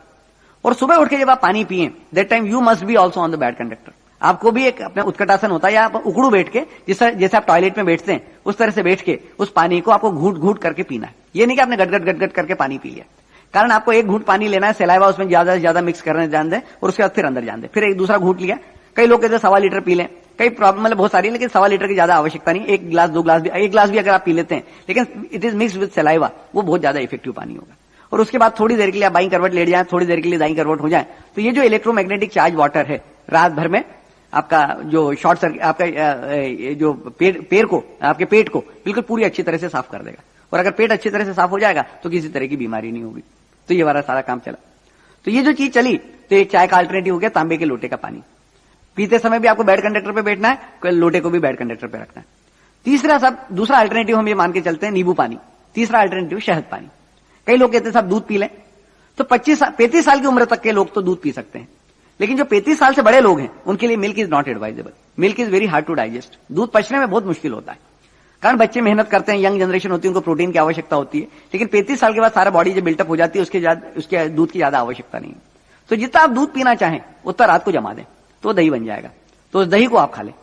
तो एक रशिया में कुछ एक कंट्री है, वहां पे कुछ लोगों की लॉन्जिटिविटी के बारे में बचा जाता है कि सिर्फ दही खाते हो, सिर्फ खट्टा नहीं होना चाहिए, इतना ध्यान रखें। जितने जल्दी अपन इसको कंज्यूम कर लें वो ज्यादा अच्छा है। तो रात को जमाया हुआ दही को अपन सुबह कंज्यूम कर लिया, जो सुबह जमाया हुआ उसको शाम तक कंज्यूम कर लिया, तो साहब ये आपका चाय का अल्टरनेटिव हो गया। चाय की स्कीम हमने आपको बताई रखी है, जो भी ऑप्ट करना चाहें उसको कर सकते हैं।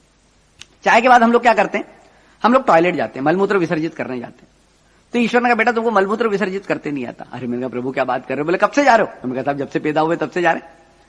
तो बोले बेटा वो भी सिखा देता हूं। तो साहब हमारे जीवन में ध्यान का बहुत बड़ा महत्व है। कई तरह के ध्यान हमको सिखाए जा रहे हैं। कोई ट्रांसडेंटल मेडिटेशन सिखा रहा है, कोई विपश्यना सिखा रहा है, कोई सहज योग सिखा रहा है, कोई प्रेक्षा ध्यान सिखा रहा है, कोई राजयोग सिखा रहा है। तो दुनिया कई तरह के योगों की, ध्यानों की दुकानें चल रही। और साहब दुनिया का सबसे बड़ा ध्यान केंद्र कौन सा है और दुनिया का सबसे बड़ा ध्यान कौन सा है, उस पर आज तक किसी की निगाह नहीं। तो ईश्वर का बेटा ये जो तुम्हारा टॉयलेट है ये दुनिया का सबसे बड़ा ध्यान केंद्र है। वहां बैठे बैठे आदमी सवारे जमाने की प्लानिंग करता है कि आज यहां जाना है तो कल वहां जाना है, तो आज ये काम करना है तो कल वो काम करना है, और रोज आरती करता है कि जो ध्यावे सो फल पावे। तो उसके सारे काम तो हो जाते हैं, लेकिन पेट साफ नहीं हो पाता। और जब पेट साफ नहीं होता है तो मन को बड़ा दुख होता है। जिस दिन आपका पेट साफ नहीं हो, किसी काम में मन नहीं लगेगा। फिर वो डलकोलेक्स खाएगा तो चूरण खाएगा तो पानी पिएगा, और जैसे ही पेट साफ हो गया मतलब ठीक हो गया। तो सर आपको ध्यान क्या लगाना है? ध्यान आपको यह लगाना है कि आपका जो एक्सक्रीटरी ऑर्गन है, आपका जो उत्सर्जन संस्थान है, मलमूत्र उत्सर्जन संस्थान, वो आपका नौकर है। तो वहां बैठ के आप उस पर ध्यान कॉन्सेंट्रेट करें और उसको आज्ञा दें। आज्ञा आपको मन को देनी है। गीता में लिखा है कि जो पुरुष मन के द्वारा इंद्रियों को संचालित करेगा वो पुरुष सर्वश्रेष्ठ होगा। आप इंद्रियों को संचालित नहीं कर सकते, इंद्रियों का राजा है मन। तो आप मन को आज्ञा दो कि मेरे पेट को साफ कर दे, मेरे पेट को साफ कर दे, मेरे पेट को साफ कर दे, मेरे पेट को साफ कर दे। 9 बार आज्ञा दे दी। क्यों देनी? कि वो नौकर है, तो 9 बार सुनने के बाद। इसलिए हमारे 9कार मंत्र और 9 बार मंत्र बोलने की प्रथा थी, वो उसी के बारे में थी। तो मंत्र क्या है? जो मन को आज्ञा दे। तो साहब ये आपने आज्ञा दे दी तो आपका पेट बढ़िया साफ हो जाएगा, और जब पेट बढ़िया साफ हो जाएगा तो दुख बिन से मन का। और उसके बाद क्या होगा कि सुख संपत्ति घर आवे और कष्ट मिटे तन का। जो पैसा हमारे डॉक्टरों में जा रहा है, जो पैसा हमारे दवाओं में जा रहा है, जो फालतू की चीजों में जा रहा है, वो पैसा हमारे घर में आएगा, और जो पैसा घर में आएगा वो सुख संपत्ति लेके आएगा। तो इस तरह से उस 4 लाइन में बहुत बड़ी फिलॉसफी छिपी हुई है। तो ये आपका मलमूत्र विसर्जित हो गया। अब मलमूत्र विसर्जित करने के बाद हम लोग बाहर निकलते हैं। तो कुछ लोग क्या करते हैं, इसके बाद दाढ़ी बनाते हैं। तो साहब बगैर शेविंग क्रीम के दाढ़ी कैसे बनाना? तो बिल्कुल सिंपल फार्मूला है ईश्वर का, बेटा थोड़ा सा सरसों का तेल और थोड़ा सा पानी, दोनों हाथों को रगड़ लो, और ये जो बीच वाली उंगली बता रखी है वो दाएं हाथ से बाएं तरफ के गाल पे और बाएं हाथ से दाएं तरफ के दाढ़ी के ऊपर हाथ फेरना चालू कर दें। अभी आपका कर लगा हुआ है, मन भटक रहा है, फिर आपको आज्ञा देनी है कि मेरी दाढ़ी नरम हो जाए, मेरी दाढ़ी नरम हो जाए, मेरी दाढ़ी नरम हो जाए, मेरी दाढ़ी नरम हो जाए, मेरी दाढ़ी नरम। ये बीच वाली उंगली से बाएं तरफ से दाईं तरफ और दाईं तरफ से बाईं तरफ की दाढ़ी पे हाथ फेरना चालू करें और बोलना चालू करें। तो साहब 8-9 बार जब बोलेंगे तो आपकी दाढ़ी इतनी बढ़िया नरम हो जाएगी कि आपका ब्लेड यदि 3 दिन चलता होगा तो 10 दिन चलेगा। मेरा एक ब्लेड 30 दिन चलता है।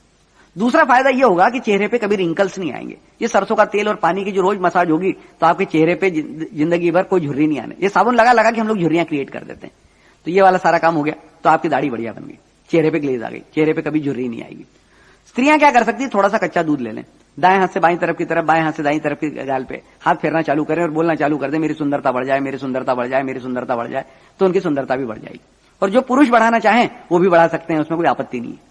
तो साहब ये आपकी दाढ़ी बन गई, आपका सुंदरता बढ़ने का काम हो गया। उसके बाद हम लोग क्या करते हैं, हम लोग नहाने जाते हैं। तो ईश्वर ने कहा बेटा तुमको नहाते याद नहीं।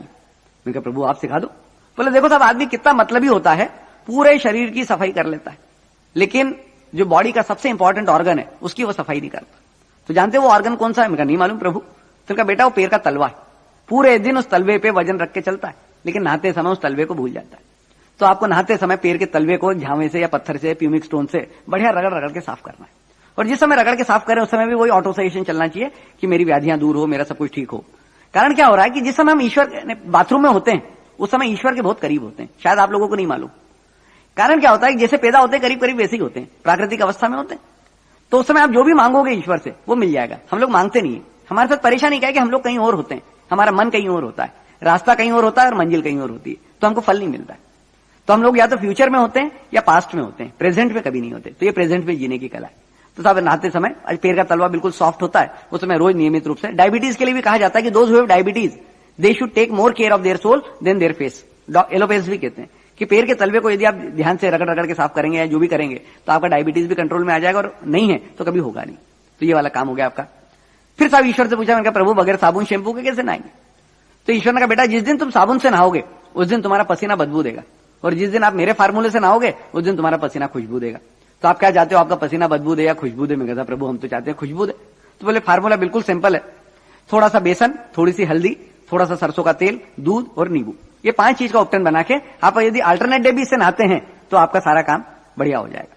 तो आपका पसीना, ये हमारे दूल्हे को या दुल्हन को नहलाया जाता था। तो साहब आप रोज ही दूल्हे दुल्हन बनो, आपको क्या दिक्कत है? और बिल्कुल कम से कम पैसे में काम हो जाएगा, पैसा हमारे इकोनॉमी किसानों की जेब में जाएगी और हमारे स्वदेशी प्रोडक्ट काम में आ जाएंगे। तो ये वाला सारा काम हो गया। तो साहब नहाने वाली प्रक्रिया खत्म हो गई। अब सिर काय से धोए?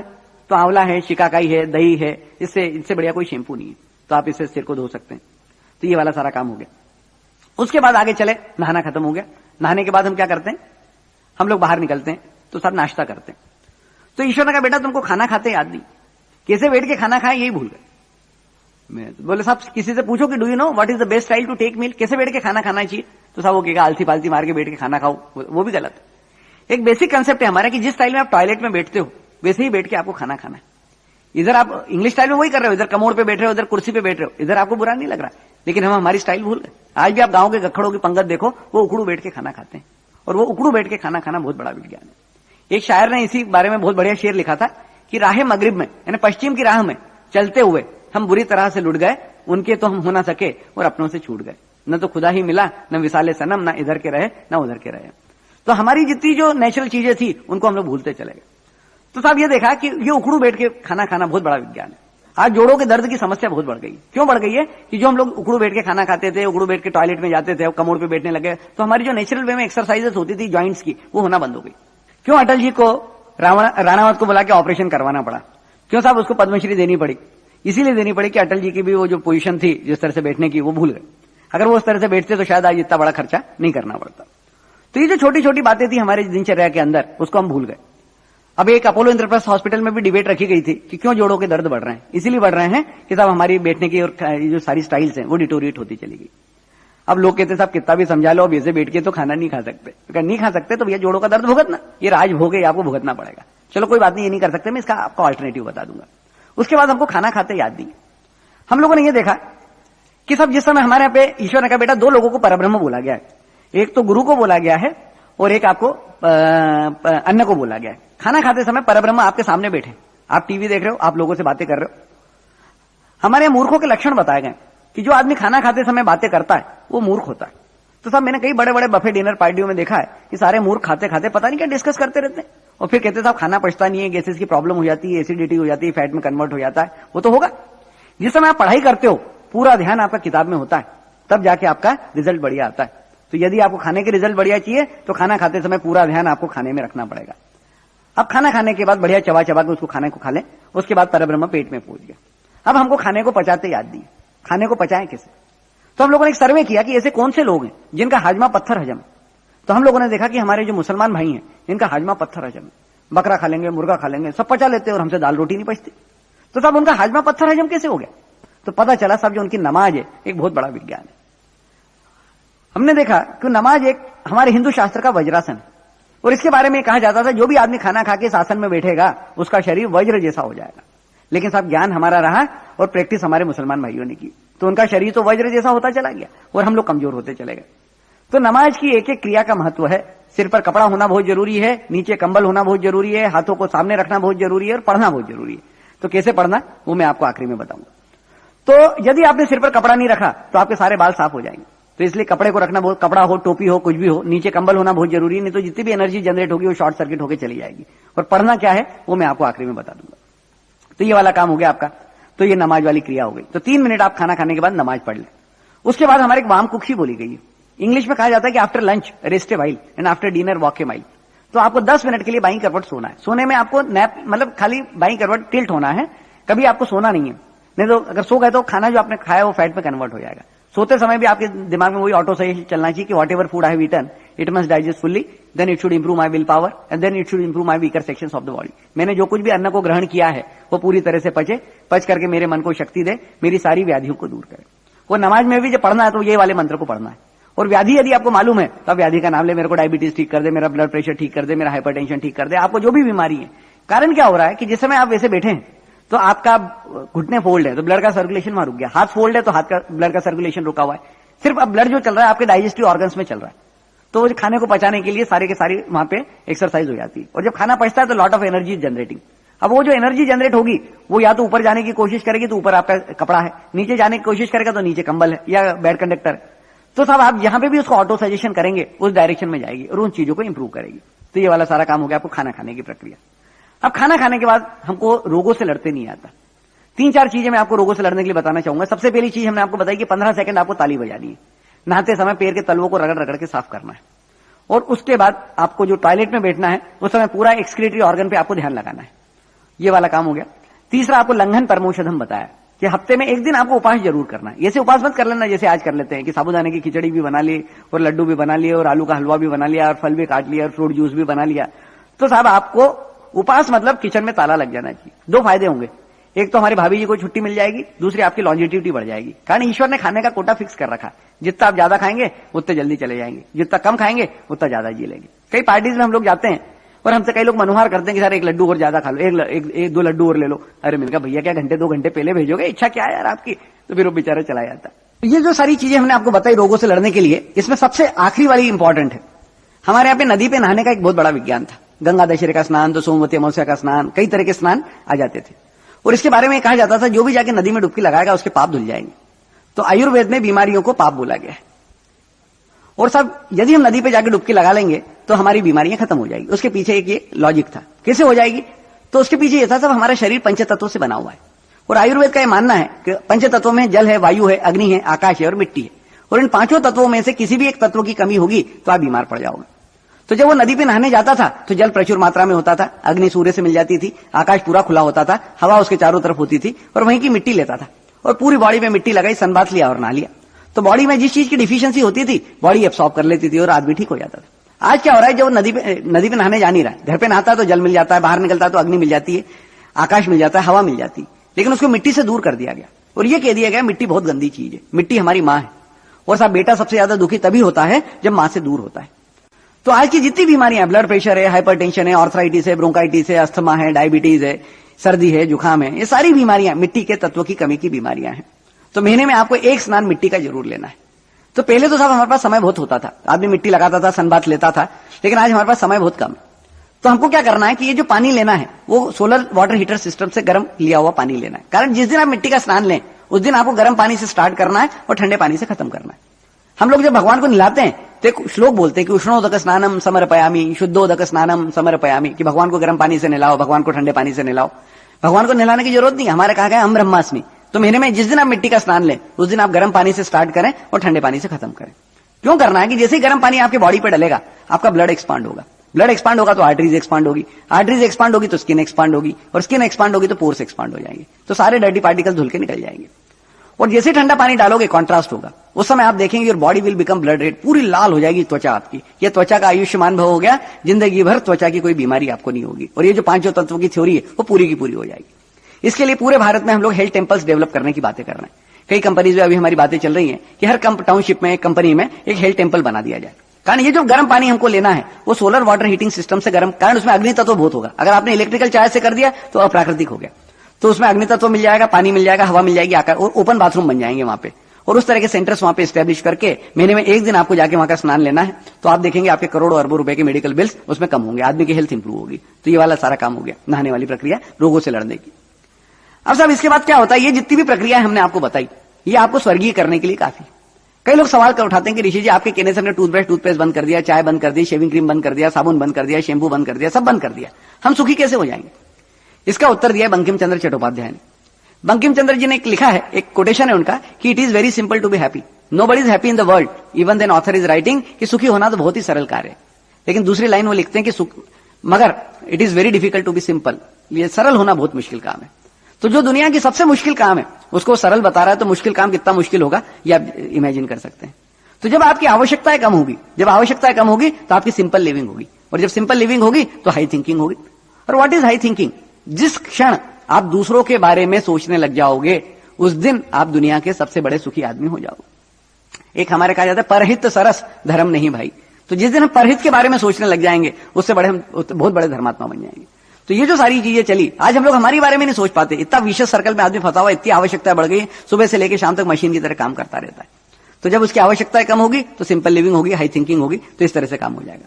दूसरा, कई लोग सवाल उठाते हैं कि ऋषि जी एक तरफ तो आप कह रहे हो टूथब्रश, टूथपेस्ट मत करो, चाय मत पियो, शेविंग क्रीम मत लगाओ, साबुन मत लगाओ, शैम्पू मत लगाओ, कॉस्मेटिक्स मत लगाओ, थम्सअप मत पियो, तो ये सब जानवर पीता है क्या? ये जानवर ये सब करता है क्या? तो कल तो आप ये कह दोगे कपड़े भी मत पहनो, जानवर कौन से कपड़े पहनता है? कल तो आप ये कह दोगे किसी के एसी में भी मत बैठो, कल आप ये कह दोगे कार में भी मत जाओ, कल आप ये कह दोगे मकान में भी मत रहो। जानवर कौन से मकानों में रहता है? जानवर कौन से एसी इसमें जाता है? बिल्कुल नहीं कहेंगे। मैं कोई कमंडल लेके आपको बाबा बना के जंगल में रवाना थोड़ी कर रहा हूं। आप कर्मयोगी हो, दुनिया के सबसे बड़े तपस्वी हो, तो आपको सारे सुख भोगने का हक है। बढ़िया से बढ़िया मकान में रह सकते हो, बढ़िया से बढ़िया खाना खा सकते हो, बढ़िया से बढ़िया गाड़ी में घूम सकते हो, बढ़िया से बढ़िया महलों में रह सकते हो। लेकिन कब रह पाओगे? जब आपकी हेल्थ अच्छी होगी। मार्केट में दो तरह की सेलिंग होती है, एक नेगेटिव सेलिंग होती है और एक पॉजिटिव सेलिंग होती है। तो रोटी, कपड़ा और मकान से जितनी भी रिलेटेड इंडस्ट्रीज हैं वो पॉजिटिव सेलिंग में आती है, और ये जो हमारे 10 प्रोडक्ट हैं वो हमारे नेगेटिव सेलिंग में आते हैं। आज आप आपका शेयर मार्केट देखिए, फार्मास्यूटिकल के शेयर्स ऊपर जा रहे हैं, कंज्यूमर गुड्स के शेयर ऊपर जा रहे हैं, टेक्स और आपका दारू के ऊपर जा रहे हैं, सिगरेट के ऊपर जा रहे हैं, और टेक्सटाइल मिलें बंद हो रही है, सीमेंट प्लांट नीचे आ रहे हैं, आपका स्टील प्लांट के शेयर नीचे जा रहे हैं, फर्टिलाइजर नीचे जा रहा है। तो बोले साहब is it a good sign और is it a bad sign? ये अच्छा शुभ सूचना है क्या है? तो साहब ये बहुत बुरा संकेत है। यदि हमारा 1000 करोड़ रुपए जो दवाओं में लग रहा है वो हमारे इस बेसिक इंफ्रास्ट्रक्चर रोटी, कपड़ा और मकान वाली यूनिट में लगेगा, इंडस्ट्रीज में लगेगा, तो हमारी सारी इंडस्ट्रीज ग्रो हो जाएगी। और ये जो 1000 करोड़ रुपए दवाओं का लग रहा है वो सारा पैसा हमारे इंफ्रास्ट्रक्चर में लगेगा, तब हमारा देश समृद्ध हो पाएगा। आप लोगों को शायद एक तथ्य नहीं मालूम हो कि भारत के हर आदमी पे 12-12 हजार रुपए का कर्जा है, और हर साल ये 1000 रुपए से हर प्रतिवर्ष प्रति व्यक्ति की दर से बढ़ता चला जा रहा है। तो हमारे एक मोक्ष की कल्पना है कि जिस समय हम मरें तो हम पे किसी का कर्जा बाकी नहीं होना चाहिए। सपोज आप आज की तारीख में मर गए तो 12,000 रुपए चुकाने के लिए आपको गाय, बैल, बकरी बन के आना पड़ेगा और कट के एक्सपोर्ट होना पड़ेगा, तब जाके आपको मुक्ति मिलेगी। तो भारत के हर आदमी को उठते, बैठते, सोते, जागते सोचना पड़ेगा कि हमारा देश कर्ज मुक्त कैसे हो। यही हमारे ट्रस्ट का सबसे पहला मिशन है कि हाउ टू मेक इंडिया डेब्ट फ्री। तो जो देश 2000 करोड़ रुपए फालतू की चीजों में बर्बाद करता हो उसको उधार लेने की आवश्यकता ही नहीं। हम लोग एक विशेष सर्कल में फंस चुके हैं। तो साहब उसके बाद ये जो सारी चीजें चली तो ये आपको स्वर्गीय करने के लिए काफी। उसके बाद हम लोगों ने सोचना चालू किया कि हम सब लोगों की परिस्थिति एक मुल्ला नसरुद्दीन के समान है, जो एक जहाज में ट्रेवल कर रहा था और जहाज में छेद हो गया। और जहाज में जब छेद हो गया तो सब मुल्ला जी क्या कर रहे थे, ऐश कर, जहाज डूबने लगा, मुल्ला जी ऐश कर रहे थे, कोका कोला पी रहे थे, मुल्ला जी आइसक्रीम खा रहे थे, मुल्ला जी कौन बनेगा करोड़पति देख रहे थे, मुल्ला जी क्रिकेट खेल रहे थे। तो एक ने कहा बेवकूफ, जहाज डूब रहा है और तू ऐश कर रहा है। तो उसने कहा साहब जहाज कल डूबता हो तो आज डूब जाए, कौन सा मेरे बाप का। तो ये कि यही परिस्थिति आज भारत के हर नागरिक की है कि देश हमारा डूबता चला जा रहा है और हम लोग सब अय्याशियों में लगे हुए हैं। एक साहब एक शायर ने बहुत बढ़िया शेर लिखा है कि जिस मुल्क को मिटने का एहसास नहीं होता उस मुल्क का कभी कोई इतिहास नहीं होता। तो साहब हमारे को सोचना पड़ेगा कि हमारा मुल्क डूब रहा है, उसके लिए हम हर आदमी क्या करें। तो वही चीजें हमने आपको बताई। उसके बाद आगे चले, ये जितनी भी क्रियाएं हमने आपको बताई ये आपको स्वर्गीय करने के लिए काफी है। हमको पूरे विश्व को स्वर्ग में बदलना है। तो साहब हम लोगों ने क्या देखा कि हमारा विश्व 3 चीजों में बटा हुआ है। सबसे पहले आप खुद, उसके बाद आपका घर। आप स्वर्गीय हो और आपका घर नर्क हो तो आप किसी काम के स्वर्गीय नहीं। तो हमारा घर नर्क क्यों बनता है? तो उस पर जब खोज करना चालू की तो पता चला कि जब आदमी की शादी होती है तो 3 स्टेजेस आती हैं। सबसे पहले स्टेज आती है कि पति बोलता है और पत्नी सुनती है। सेकंड स्टेज आती है कि पत्नी बोलती है और पति सुनता है। और थर्ड स्टेज आती है कि पति पत्नी दोनों बोलते हैं और आस पड़ोस वाले सुनते हैं। फिर साहब एक विद्वान ने एक और अपना कंसेप्ट दिया कि पत्नी प्रारंभ में चंद्रमुखी होती है, उसके बाद सूरजमुखी हो जाती है और उसके बाद ज्वालामुखी हो जाती है। तो क्यों होती है? तो ईश्वर का बेटा अपने आप एक सुख की कल्पना है, बहुत छोटी सी कल्पना है कि खाने के लिए थलिया हो, थलिया मतलब थाली, बैठने के लिए पटिया हो, सोने के लिए खटिया हो और रहने के लिए कुटिया हो। ये 4 बेसिक रिक्वायरमेंट किसी भी लेवल पे हो सकती है। उसके बाद सिर पर मां बाप का आशीर्वाद हो, घर में बच्चों का किलबिलाट हो और शाम को जब आदमी घर पे थक के पहुंचे तो डांटने वाली बीवी का साथ हो। बड़े बोले मेरे को प्रभु सब तो समझ में आ गया, ये आखिरी वाली चीज समझ में नहीं आ रही। बोले बेटा वो भी समझा देता हूं। हमारे कहा जाता है कि जो स्त्री होती है, प्रेस और स्त्री दोनों गर्म होना चाहिए, जितनी ज्यादा गर्म उतनी ज्यादा अच्छी। देखो साहब कपड़ा कितना ही मोड़ा तोड़ा हो, कितने ही रिंकल्स हो, स्त्री गर्म होगी फेर दो, कपड़ा बिल्कुल सीधा। आदमी कितना ही बिगड़ा हो, बोले इसकी शादी कर दो, बोले सब ठीक कर देगी। कब ठीक कर पाएगी? जब वो गर्म होगी। तो स्त्री जो है वो गर्म क्यों होती है? तो जब सुबह उठती है तो चंद्रमुखी होती है, उसका मूड बड़ा अच्छा होता है। जैसे जैसे सूरज चढ़ना चालू होता है तो उसका पारा चढ़ना चालू होता है। तो पुराने जमाने में क्या होता था, वो कपड़े धोना चालू कर देती थी तो धड़ धड़ धड़ धड़ धड़ धड़ करके कपड़े धो लेती थी, तो सारा गुस्सा कपड़े में निकाल देती थी, तो आदमी बचा रहता था, फिर आदमी को नहीं धोती थी। आज क्या हो रहा है, वॉशिंग मशीन आ गई तो उसने सब कपड़ा उसमें वॉशिंग मशीन में डाल दिया, तो उसका गुस्सा वहीं के वहीं रिस्टोर हो गया। दोपहर को बर्तन साफ कर लेती थी तो बर्तन को पीट लेती थी, बर्तन को खड़खड़ कर लेती थी, बर्तन को टकरा देती थी, तो उसमें गुस्सा निकल जाता था। अब बर्तन वाली बाई आती है, अच्छा बाई को डांट नहीं सकती हो, डांटे तो भग जाए, बड़ी प्रैक्टिकल प्रॉब्लम। फिर साहब उसको आदमी मिलता है शाम को कि बोले ये ठीक है, बोले इसको निपटाओ, ये बेचारा कहीं नहीं जा सकता, तो वो सारा ज्वालामुखी शाम को ब्लास्ट होता है। अच्छा वो डांटती क्या है? डांटती है कि भाई 6 बजे का बोल के गए थे, 10 बजे 11 बजे घर पे टिक रहे हो तो थे कहां? तो कोई आपका इंतजार कर रहा है। ये भावना ही अपने आप में बहुत बड़ी सुखदाई है। विदेशों में तो ये होता है कि जब आदमी शाम को घर पे थक के पहुंचता है तो उसको एक बाहर बोर्ड लगा मिलता है कि you are in queue please wait, आप कतार में हैं कृपया इंतजार कीजिए। वहां वो आप पत्नी उसके पति का इंतजार ही नहीं करती, और जब पति को पत्नी से मिलना होता है तो उसको लाइन में लग के मिलना पड़ता है। तो ये बहुत बड़ा दुख है। तो हमारे कम से कम पत्नी आपका इंतजार तो कर रही। तो सब हम लोगों ने क्या किया कि 12 डाइवोर्स केसेस लिए जिनका घर बिल्कुल नर्क बन गया, मारपीट लड़ाई झगड़ा, और ये नौबत आ गई कि सब हम लोग साथ नहीं रह सकते, हमको तलाक चाहिए। तो हम लोगों ने उनको एक रिक्वेस्ट की, सर एक कोशिश कर लें आपके घर को स्वर्ग बनाने की, यदि आप हमको 2-3 दिन का टाइम दें तो हम आपके घर को स्वर्ग बनाने की कोशिश कर सकते हैं। उनका साहब बिल्कुल कर लीजिए, आप इतने दिन निभा लिया, 2-3 दिन और से। तो 12 ही लोगों को जब हम लोगों ने अलग अलग बिठा के काउंसलिंग करना चालू की तो क्या देखा कि एक चीज कॉमन आ रही थी। क्या देखा कि साहब वो तो थर्ड स्टेज आई तो पत्नी ने एक डायलॉग सुना दिया अपने पति को कि साहब मेरी किस्मत फूटी थी जो तुम्हारे जैसा आदमी मेरे पल्ले पड़ा। मेरे यहां तो बड़े बड़े घर से रिश्ते आए थे और साहब मेरी किस्मत फूटी थी जो मैंने तुमसे शादी की। मेरे कॉलेज के कितने लड़के मेरे चक्कर लगाते थे, मेरे कितने लोग मेरे शादी के मेरे पीछे पड़े हुए थे, लेकिन मैंने तुमसे शादी की और मेरा घर, मैंने अपनी जिंदगी खराब कर ली। आदमी भी भड़कता कि अरे तू क्या बातें कर रहे, मेरे भी 25-25 पेटी लेके लोग बैठे थे, बंगला अलग दे रहे थे, गाड़ी अलग दे रहे थे, और मैंने तेरे से शादी की और जिंदगी बर्बाद हो गई। सॉल्यूशन कुछ समझ में नहीं आ रहा था, क्या करें कि इनका घर स्वर्ग बन जाए। फिर क्या देखा कि एक दूसरी प्रॉब्लम आ रही थी, मेरी पत्नी को यह प्रक्रिया पसंद नहीं थी, कारण उसकी सिक्योरिटी का सवाल था। कारण वो देखती थी कि 12-12 औरतें रोज आके बैठती हैं, कहीं ऐसा नहीं हो कि अपने आदमी को छोड़ दे और मेरे आदमी को पकड़ ले तो कोई तीसरा लफड़ा हो जाए। तो साहब एक दिन रात को 11:30 पौने 12 बजे हम लोग काउंसिलिंग निपटा के हमारे घर पहुंचे, और जब घर पहुंचे तो साहब हमारा ज्वालामुखी बिल्कुल तैयार था। जैसे ही साहब उसने दरवाजा खुला तो ये का यही डायलॉग उसने मेरे को सुना दिया कि साहब मेरी किस्मत फूटी थी जो तुम्हारे जैसा आदमी मेरे पल्ले पड़ा, जो लोगों के फटे में। तुमको क्या मतलब है, किसी का घर स्वर्ग बन रहा है, नर्क बन रहा है, तुम अपने घर में बैठो, अपने बच्चे देखो, ये करो। और मैं बड़ा घबराया और मैंने कहा जब सब आदमी के सामने अंधकार होता है, मैंने ये देखा कि 12 केस निपटाते निपटाते 13वां अपने घर में चालू हो गया, तो क्या करें। तो मैंने साहब जब आदमी के सामने अंधकार होता है तो ईश्वर को आवाज देता है, बोले प्रभु बचाओ, तो प्रभु आए। प्रभु ने कान में मंत्र फूंक दिया कि बोले बेटा इंग्लिश में कहावत है कि if you can manage your wife then you can manage entire world, and if you cannot manage your wife तो यू कैनॉट मैनेज एनीबडी। यदि आप आपकी पत्नी को मैनेज कर लोगे तो पूरे संसार को मैनेज कर सकते हो, और यदि पत्नी को मैनेज नहीं कर सकते तो किसी को मैनेज नहीं कर सकते। तो हाउ टू मैनेज वाइफ वो मैं तेरे को मंत्र दे जाता हूं। और मैंने कहा प्रभु बहुत महान हो, तो प्रभु तो चलेगा। उसके बाद में गया अपने पत्नी के पास, पत्नी खाना गर्म कर रही थी, दौड़ दौड़ फड़फड़ चल रहा था। तो मैं जाके खड़ा हुआ, मैंने कहा देख भाई तेरे को एक बात बताता हूं मैं, कि हो सकता है कि पति तेरे को बहुत ही खराब मिला हो, लेकिन एक सत्य मैं तेरे को बता देता हूं कि मेरे को पत्नी बहुत अच्छी मिली। अब साहब उसका आधा पारा तो ऐसे ही डाउन हो गया कि बोले यार बेचारे को अपन ने अभी इतने सिक्के सुना है और उसके बाद भी कह रहा है कि मेरे को पत्नी बहुत अच्छी मिली। अच्छा बोली कुछ नहीं। उसके बाद फिर मैंने उससे पूछा, मैंने कहा भाई तूने कभी सोचा है ऐसा क्यों हुआ? अरे बोले देखो रात के 11:30 पौने 12 बज रही, मेरा दिमाग ऐसे ही खराब है, चुपचाप खाना खा लो और सो जाओ, नहीं तो और सिक्के सुनोगे। मैं कहा तू सुन तो ले ऐसा क्यों हुआ। तो मैंने बताया उसको कि ऐसा इसलिए हुआ कि मैंने कर्म बहुत अच्छे करे थे, तो इसलिए मेरे को पत्नी बहुत अच्छी मिली। अब तेरा तू जान, अब तूने जैसे कर्म करे वैसा पति मिला। अब सब वो वाला दिन है और आज का दिन है। कभी कभी हमारे फ्रेंड्स लोग मजाक करते हैं टेलीफोन पे हमारे वाइफ से कि साहब भाभी जी आपको आदमी कैसा मिला? अरे बोले साहब बहुत अच्छा मिला। वो बोले बताया खराब मिला तो अपने कर्म सामने आए। तो साहब हमारा घर, फिर हमारे घर में क्या है, सास बहू साथ रहती। एक दिन सास बहू की लड़ाई हो गई, तो हमारी मदर ने भी ये डायलॉग सुना दिया हमारी वाइफ को कि साहब मेरी किस्मत फूटी थी जो तेरी जैसी बहू मिली। तो साहब इसके पास भी जवाब हाजिर था कि हो सकता है सासू माँ आपको बहू बहुत खराब मिली हो, लेकिन मेरे को सासू माँ बहुत अच्छी मिली। बोले क्यों? बोले मैंने कर्म बहुत अच्छे करे थे, अब आपका आप जानो, अब आपने जैसे कर्म करे वैसी बहू मिली।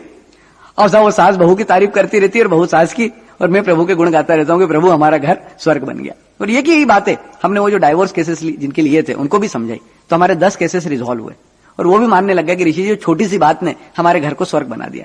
अब बीवी डांटती भी है तो हमको बुरा नहीं लगता है, कारण वो नहीं डांटेगी तो हम बिगड़ जाएंगे। तो साहब एक घर स्वर्ग बन गया।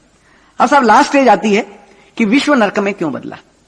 यदि आपको साक्षात नरक देखना हो तो साहब ईश्वर ने कहा बेटा तुम किसी कत्ल खाने में चले जाओ, एक स्लॉटर हाउस में आप चले जाओ, वहां आपको साक्षात नरक, हम यही कहते हैं ना कि स्वर्ग भी यही है और नरक भी यही है। तो साहब हम लोग एक कत्ल खाने में गए और क्या देखा कि वहां एक बकरे को 2 लोग मिलकर काट रहे हैं। बकरा बहुत बुरी तरह से तड़प रहा है। तो मेरे से रहा नहीं गया, मैंने कहा भाई साहब इस बकरे को मारना तो है, तो कम से कम एक ही बार में साफ कर दो यार, तो इसका तड़पना तो बंद हो। तो कहा ऋषि जी आप जो बता रहे हो वो झटका बता रहे हो और हम जो कर रहे हैं वो हलाल कर रहे हैं। ये बकरा जितना तड़प तड़प के मरेगा उतना ज्यादा हमको सवाब मिलेगा, उतना ज्यादा पुण्य मिलेगा। और मैंने कहा यार क्या मेंटेलिटी है। आगे गए तो गाय कट रही थी, बड़ी करुणा हुई। उसके आगे गए तो साहब सुअर को पकड़ के बाल नोच नोच के निकाल रहे हैं लोग, बड़ा सुअर तड़फ रहा है, सुअर चीख रहा है, साक्षात नरक। साहब किसको बोलें क्या करें। तो बाहर निकल के आए तो कहा साहब भारत के प्रधानमंत्री को एक पत्र लिखा जाए कि जिसके कारण वो इसको जितनी भी जीव हत्या हो रही है इसको बंद कराने की कोशिश की जाए।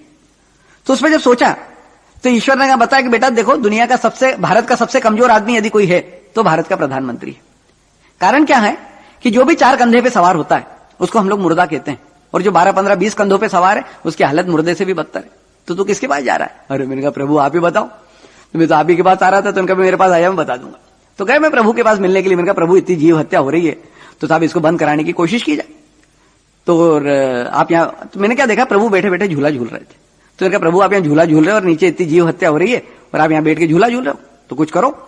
तो कहा बेटा मैंने गीता में लिख रखा है कि जो हो रहा है वो बहुत अच्छा हो रहा है और जो होगा वो बहुत अच्छा होगा। तो मैंने कहा प्रभु इतनी जीव हत्या हो रही है और आप कह रहे हो बहुत अच्छा हो रहा है। तो कहा बेटा अगर if you are criticising this, यदि तुम इसकी आलोचना कर रहे हो तो तुम इसकी आलोचना नहीं कर रहे हो, तुम मेरी आलोचना कर रहे हो। तो क्या करें? तो मैंने कहा प्रभु आप बता दो कि साहब ये अच्छा कैसे हो रहा है। तो बोले चलो बेटा मैं अभी समझा देता हूं। तो जब नीचे आए तो कहा देख बेटा ये जितने बकरे यहां लाइन में लगे हुए हैं कटने के लिए, तेरे को मालूम है कौन है? मैं कहा नहीं मालूम प्रभु। बोले बेटा ये पूर्व जन्म के भ्रष्ट धर्म गुरु और नेता है। कारण क्या है कि सूरज एक है, चांद एक है, धरती एक है और ईश्वर एक है।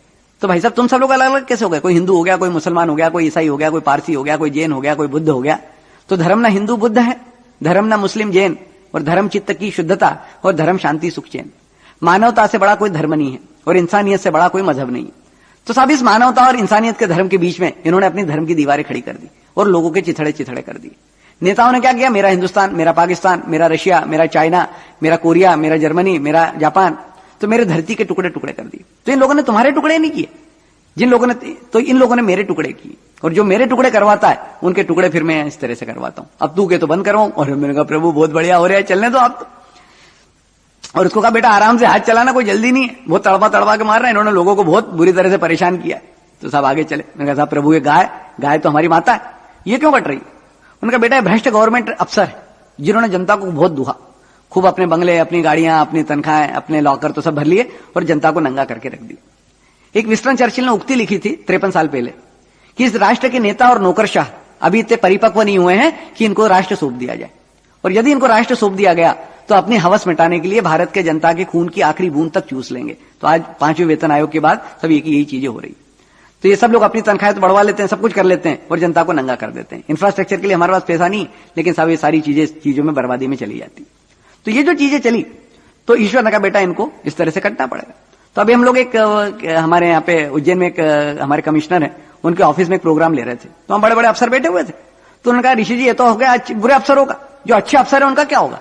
मैंने कहा साहब जो अच्छे अफसर है उनको लालू की एयर कंडीशन गौशाला में बंधवा देंगे, जो जैसे कर रही तैसे फल चाखा, बस आप तो आपके कर्मों पे ध्यान रखो, जैसे आप कर्म करोगे वैसा वैसा सबका इंतजाम हो जाएगा।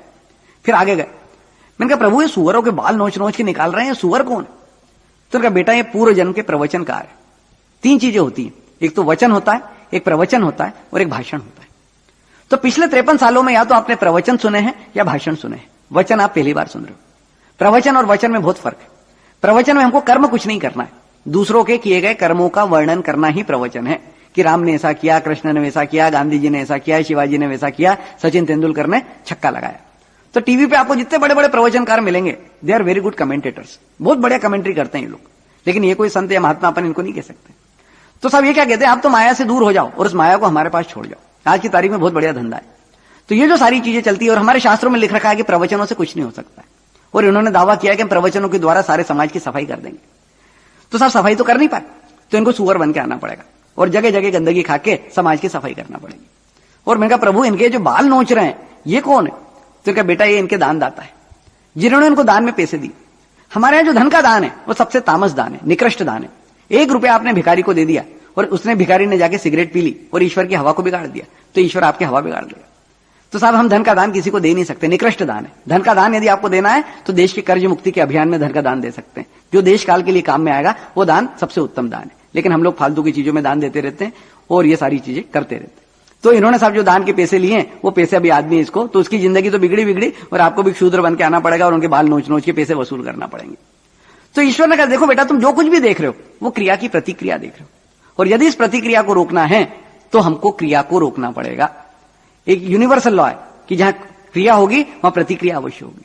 तुम लोगों का भी तो ये लॉ है और वही कर्म की थ्योरी है कि जैसे आप कर्म करोगे वैसे ही आपको फल मिलेंगे। तो यदि इसको रोकना है तो हर आदमी को, इसकी जो शुरुआत होगी वो हर आम आदमी से होगी। हम सुधरेंगे तो जग सुधरेगा। हम लोग कहते हैं जमाना बहुत बिगड़ गया, कोई नहीं बिगड़ा, हम बिगड़ गए। यदि हम सुधर जाएंगे तो जमाना सुधर जाएगा। तो कैसे सुधरना वो आपको हमने बता दिया। ये रावण के 10 सिर आप आपके जीवन में से काट लीजिए और ये सारी चीजें कर लीजिए। ताली आपको 15 सेकंड रोज बजानी है, नहाते समय पैर के तलवों को रगड़ रगड़ के साफ करना है। इसके बाद 2-4 कॉमन प्रॉब्लम्स है, उसके बारे में भी मैं आपको बताना चाहूंगा। एक साहब हमारे ग्रे हेयरिंग की प्रॉब्लम बहुत चालू हो गई, लोगों के बाल बहुत जल्दी सफेद होने लग गए, बाल जाने की समस्या आने लग गई। तो साहब हम लोगों ने ये देखा मेरे भी बाल सफेद होने लग गए। तो मैं गया प्रभु के पास, प्रभु मैंने कहा साहब मैंने तो आपकी सारी बातें मानी, तो मेरे बाल क्यों सफेद हो रहे हैं? तो उन्होंने कहा बेटा मैंने गीता में लिख रखा है कि जो हो रहा है वो बहुत अच्छा हो रहा है और जो होगा वो बहुत अच्छा होगा। और मैंने कहा प्रभु जवानी में बाल सफेद हो रहे हैं और आप कह रहे हो बहुत अच्छा हो रहा है। तो बोले बेटा जब तुम धूप में निकलते हो तो सबसे ज्यादा हीट कौन एब्सॉर्ब करता है? काला कलर करता है। तो काले बाल हीट एब्सॉर्ब करते हैं, और जब हीट एब्सॉर्ब करते हैं तो उसके नीचे मेरा ब्रेन बैठा हुआ है कंप्यूटर, उसको गर्मी लगती है तो बालों को सिग्नल देता है कि सफेद हो जाओ।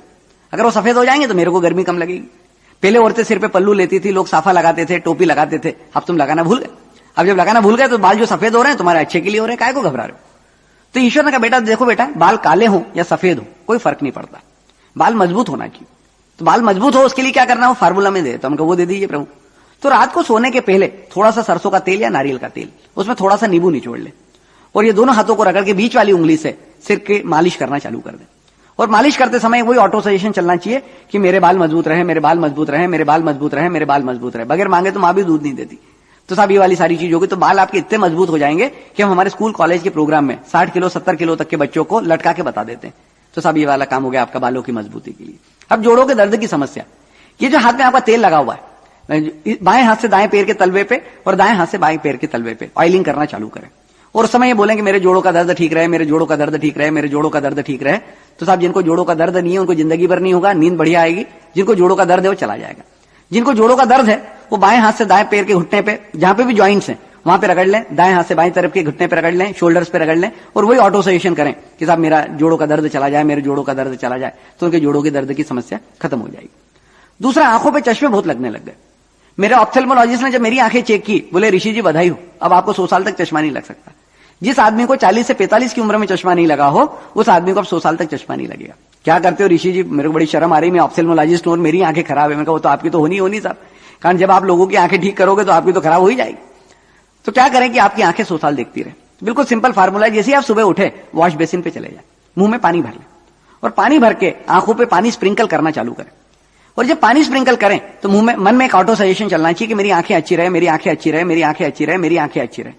4-5 बार जब पानी छिड़क लोगे या स्प्रिंकल कर लोगे तो मुंह का पानी गर्म हो जाएगा। इस पानी को आप उगल दें, गर्म होने के बाद उसको निकाल दें और ये जो बीच वाली उंगली है, इस वाली उंगली से आप आपकी आंखों को मसाज देना, हीलिंग देना चालू करें और बोलना चालू करें मेरी आंखें अच्छी रहे, मेरी आंखें अच्छी रहे, मेरी आंखें अच्छी रहे, मेरी आंखें अच्छी रहे। तो ये तो हो गई एक क्रिया। दूसरा सब आपको एक सहयोग करना है कि यदि सुबह उठ के आप सनराइज वॉच कर सकते हैं, उगता हुआ सूरज देख सकते हैं, तो सबसे बढ़िया, खुली आंखों से देखना है।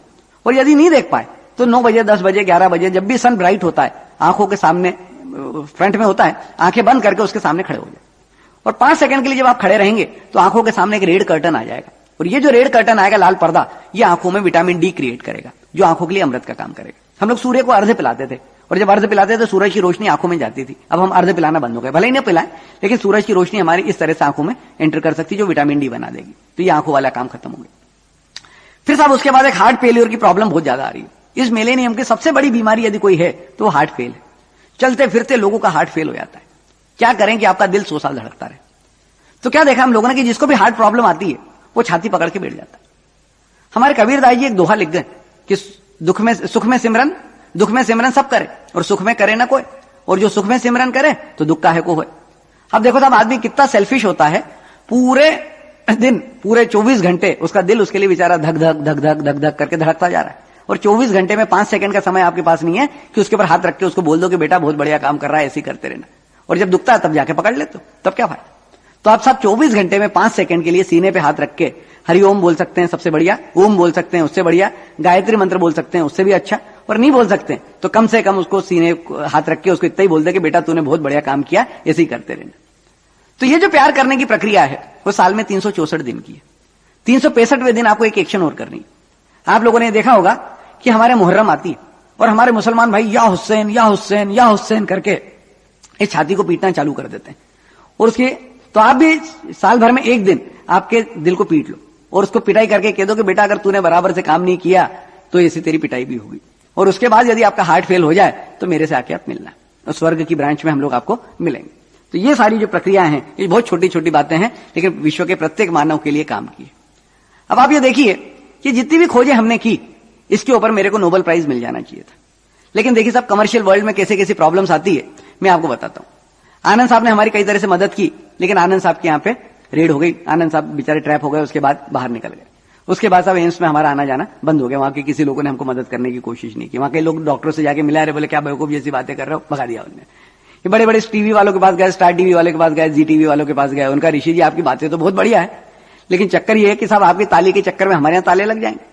कारण यदि हमने बता दिया लोगों के 10 प्रोडक्ट खराब हैं तो हमारी चैनल पे ताला लग जाएगा। हम आपकी ताली वाली जरूर बजा लेंगे लेकिन आपका प्रोग्राम को हम लोग टेलीकास्ट नहीं कर सकते या हम आपका प्रोग्राम रिकॉर्ड नहीं कर सकते। तो उन्होंने हमारी मदद करना बंद कर दी। हमारी मदद की 2-3 लोगों ने। एक मदद की हमारी निरोगधाम पत्रिका वालों ने।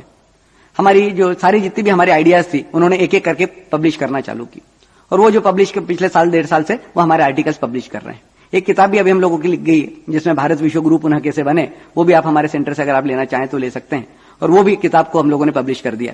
ये मदद हुई। दूसरी मदद की हमारी राजेश्री प्रोडक्शन के पीके गुप्ता जी ने। हम लोग जब उनसे मिलने गए तो उनका ऋषि जी आप कितनों की क्लासेस लोगे, आप एक काम करो मैं आपके ऑडियो कैसेट्स बनवा देता हूं। और ये जो ऑडियो कैसेट एक ऐसा टूल है जो घर घर में चला जाएगा और जो लोग ऑडियो कैसेट सुन लेंगे आप कितनों की क्लासेस ले पाओगे। तो गुप्ता जी को हमने एक बात बहुत बढ़िया बताई कि साहब आपने बहुत अच्छा काम किया कि हमारी आपने कैसेट बनवा दी, आप एक काम और करवा दो। हमारे जीवन में एक मां का बहुत बड़ा महत्व होता है। 4 माएं होती है हमारे जीवन में। एक तो मां होती है जो हमको जन्म देती है, दूसरी होती है मां धरती मां जिसपे हम लोग पैदा होते हैं, तीसरा होता है महात्मा जो आपको बुराई से अच्छाई की ओर प्रवृत्त करता है, और चौथा होता है परमात्मा। लेकिन इन चारों माओं को एक मां ने बर्बाद कर दिया। तो गुप्ता जी ने पूछा भैया वो कौन सी मां है, तो मैंने कहा वो मां है सिनेमा। तो साहब इस प्रोजेक्ट पे आप एक हमारा सिनेमा बनवाने की कोशिश कर दो, और आप लोग काफी कैपेबल हैं, तो इस प्रोजेक्ट पे अगर एक सिनेमा बन जाता है तो मेरा वजन हल्का हो जाएगा, जो गांव गांव में शहर शहर में चल जाएगा, और ये लोग इस तरह से जीवन जीने की कला सीख लेंगे, तो मेरा काम हो जाएगा। और इस भारत को जो अपने को विश्व का सिरमौर बनाना है, वो एक्टिविटी में हेल्प मिल जाएगी। तीसरी मदद हमारी एक कुश भार्गव करके हैं, जिनका indiainformation.com के नाम से एक वेबसाइट है, उन्होंने हमारी एक वेबसाइट लॉन्च कर दिया arunrishi.org के नाम से, और उस वेबसाइट के थ्रू भी हमारे को काफी अच्छा रिस्पांस मिल रहा है। अब इसके बाद हम लोगों को एक्चुअली कैसेट सुनना, किताबें पढ़ना, ये तो बहुत बात की बातें हैं। जब तक लोग लाइव डिमॉन्स्ट्रेशंस नहीं देखते हैं, तो इसके लिए पूरे भारत में हम लोग 18 दिन ट्रैवलिंग पे रहते हैं। पहले ही हम लोग सारे प्रोग्राम्स निःशुल्क दिया करते थे, लेकिन उसके बाद हमने देखा कि किसी को कोई चीज फ्री में दी जाती है तो उसके आदमी को कीमत नहीं होती है। तो अभी हम लोगों ने एक काम कर दिया है कि आप पूरे भारत में कहीं पे भी 200 कपल्स आप रजिस्टर कर लें, और हम पूरे भारत में आके आपकी निःशुल्क रूप में इस क्लास को ले लेंगे। कारण जब तक आप लाइव डिमॉन्स्ट्रेशंस नहीं देखेंगे, तब तक ये सारी चीजें आप तक नहीं पहुंच पाएगी। तो उस लाइव डिमॉन्स्ट्रेशंस में ताली कैसे बजाना है, नमाज कैसे पढ़ना है, आपके कुछ सवाल हैं, आपके कुछ हमारे जवाब हैं, वो आप हमारे से इंटरेक्ट कर सकते हैं। उसके लिए आप सेमिनार्स ऑर्गेनाइज कर सकते हैं। इसके अंदर 25 रुपए का एक टोकन रजिस्ट्रेशन चार्ज हम लोग रखते हैं कि एक फैमिली से 50 रुपए आपको लेना है, और उस 50 रुपए में जो भी हमारे एक्सपेंसेस होंगे, वो सारे एक्सपेंसेस इस पे मीट आउट हो जाएंगे। और जो खर्चा काटने के बाद पैसा बचेगा, वो पैसा एक अरुण खाते के लिए जाएगा। ये जो अरुण खाता है, ये देश को कर्ज मुक्ति के काम में आएगा। मेरा एक प्रोजेक्ट है कि साहब अपन साल 2 साल में 1 करोड़ रुपए इस प्रोजेक्ट के द्वारा इकट्ठा कर दें, और मेरे जैसे 12-14 लाख पागल यदि भारत में मिल जाते हैं, तो इस पूरे भारत को हम कर्जे से मुक्त कर सकते हैं। 12-14 लाख का जो करोड़ का कर्जा है, उसको हम लोग मुक्त कर सकते हैं। इसमें हम लोग को आप सब लोगों की मदद की आवश्यकता है। जो लोग भी इस कैसेट को सुने, इन चीजों को प्रसारित करवाने के लिए और इसको आगे बढ़ाने के लिए सेमिनार जरूर ऑर्गेनाइज करें, और उसके बाद ही हम लोग ये सारी चीजें आगे बढ़ा पाएंगे। धन्यवाद।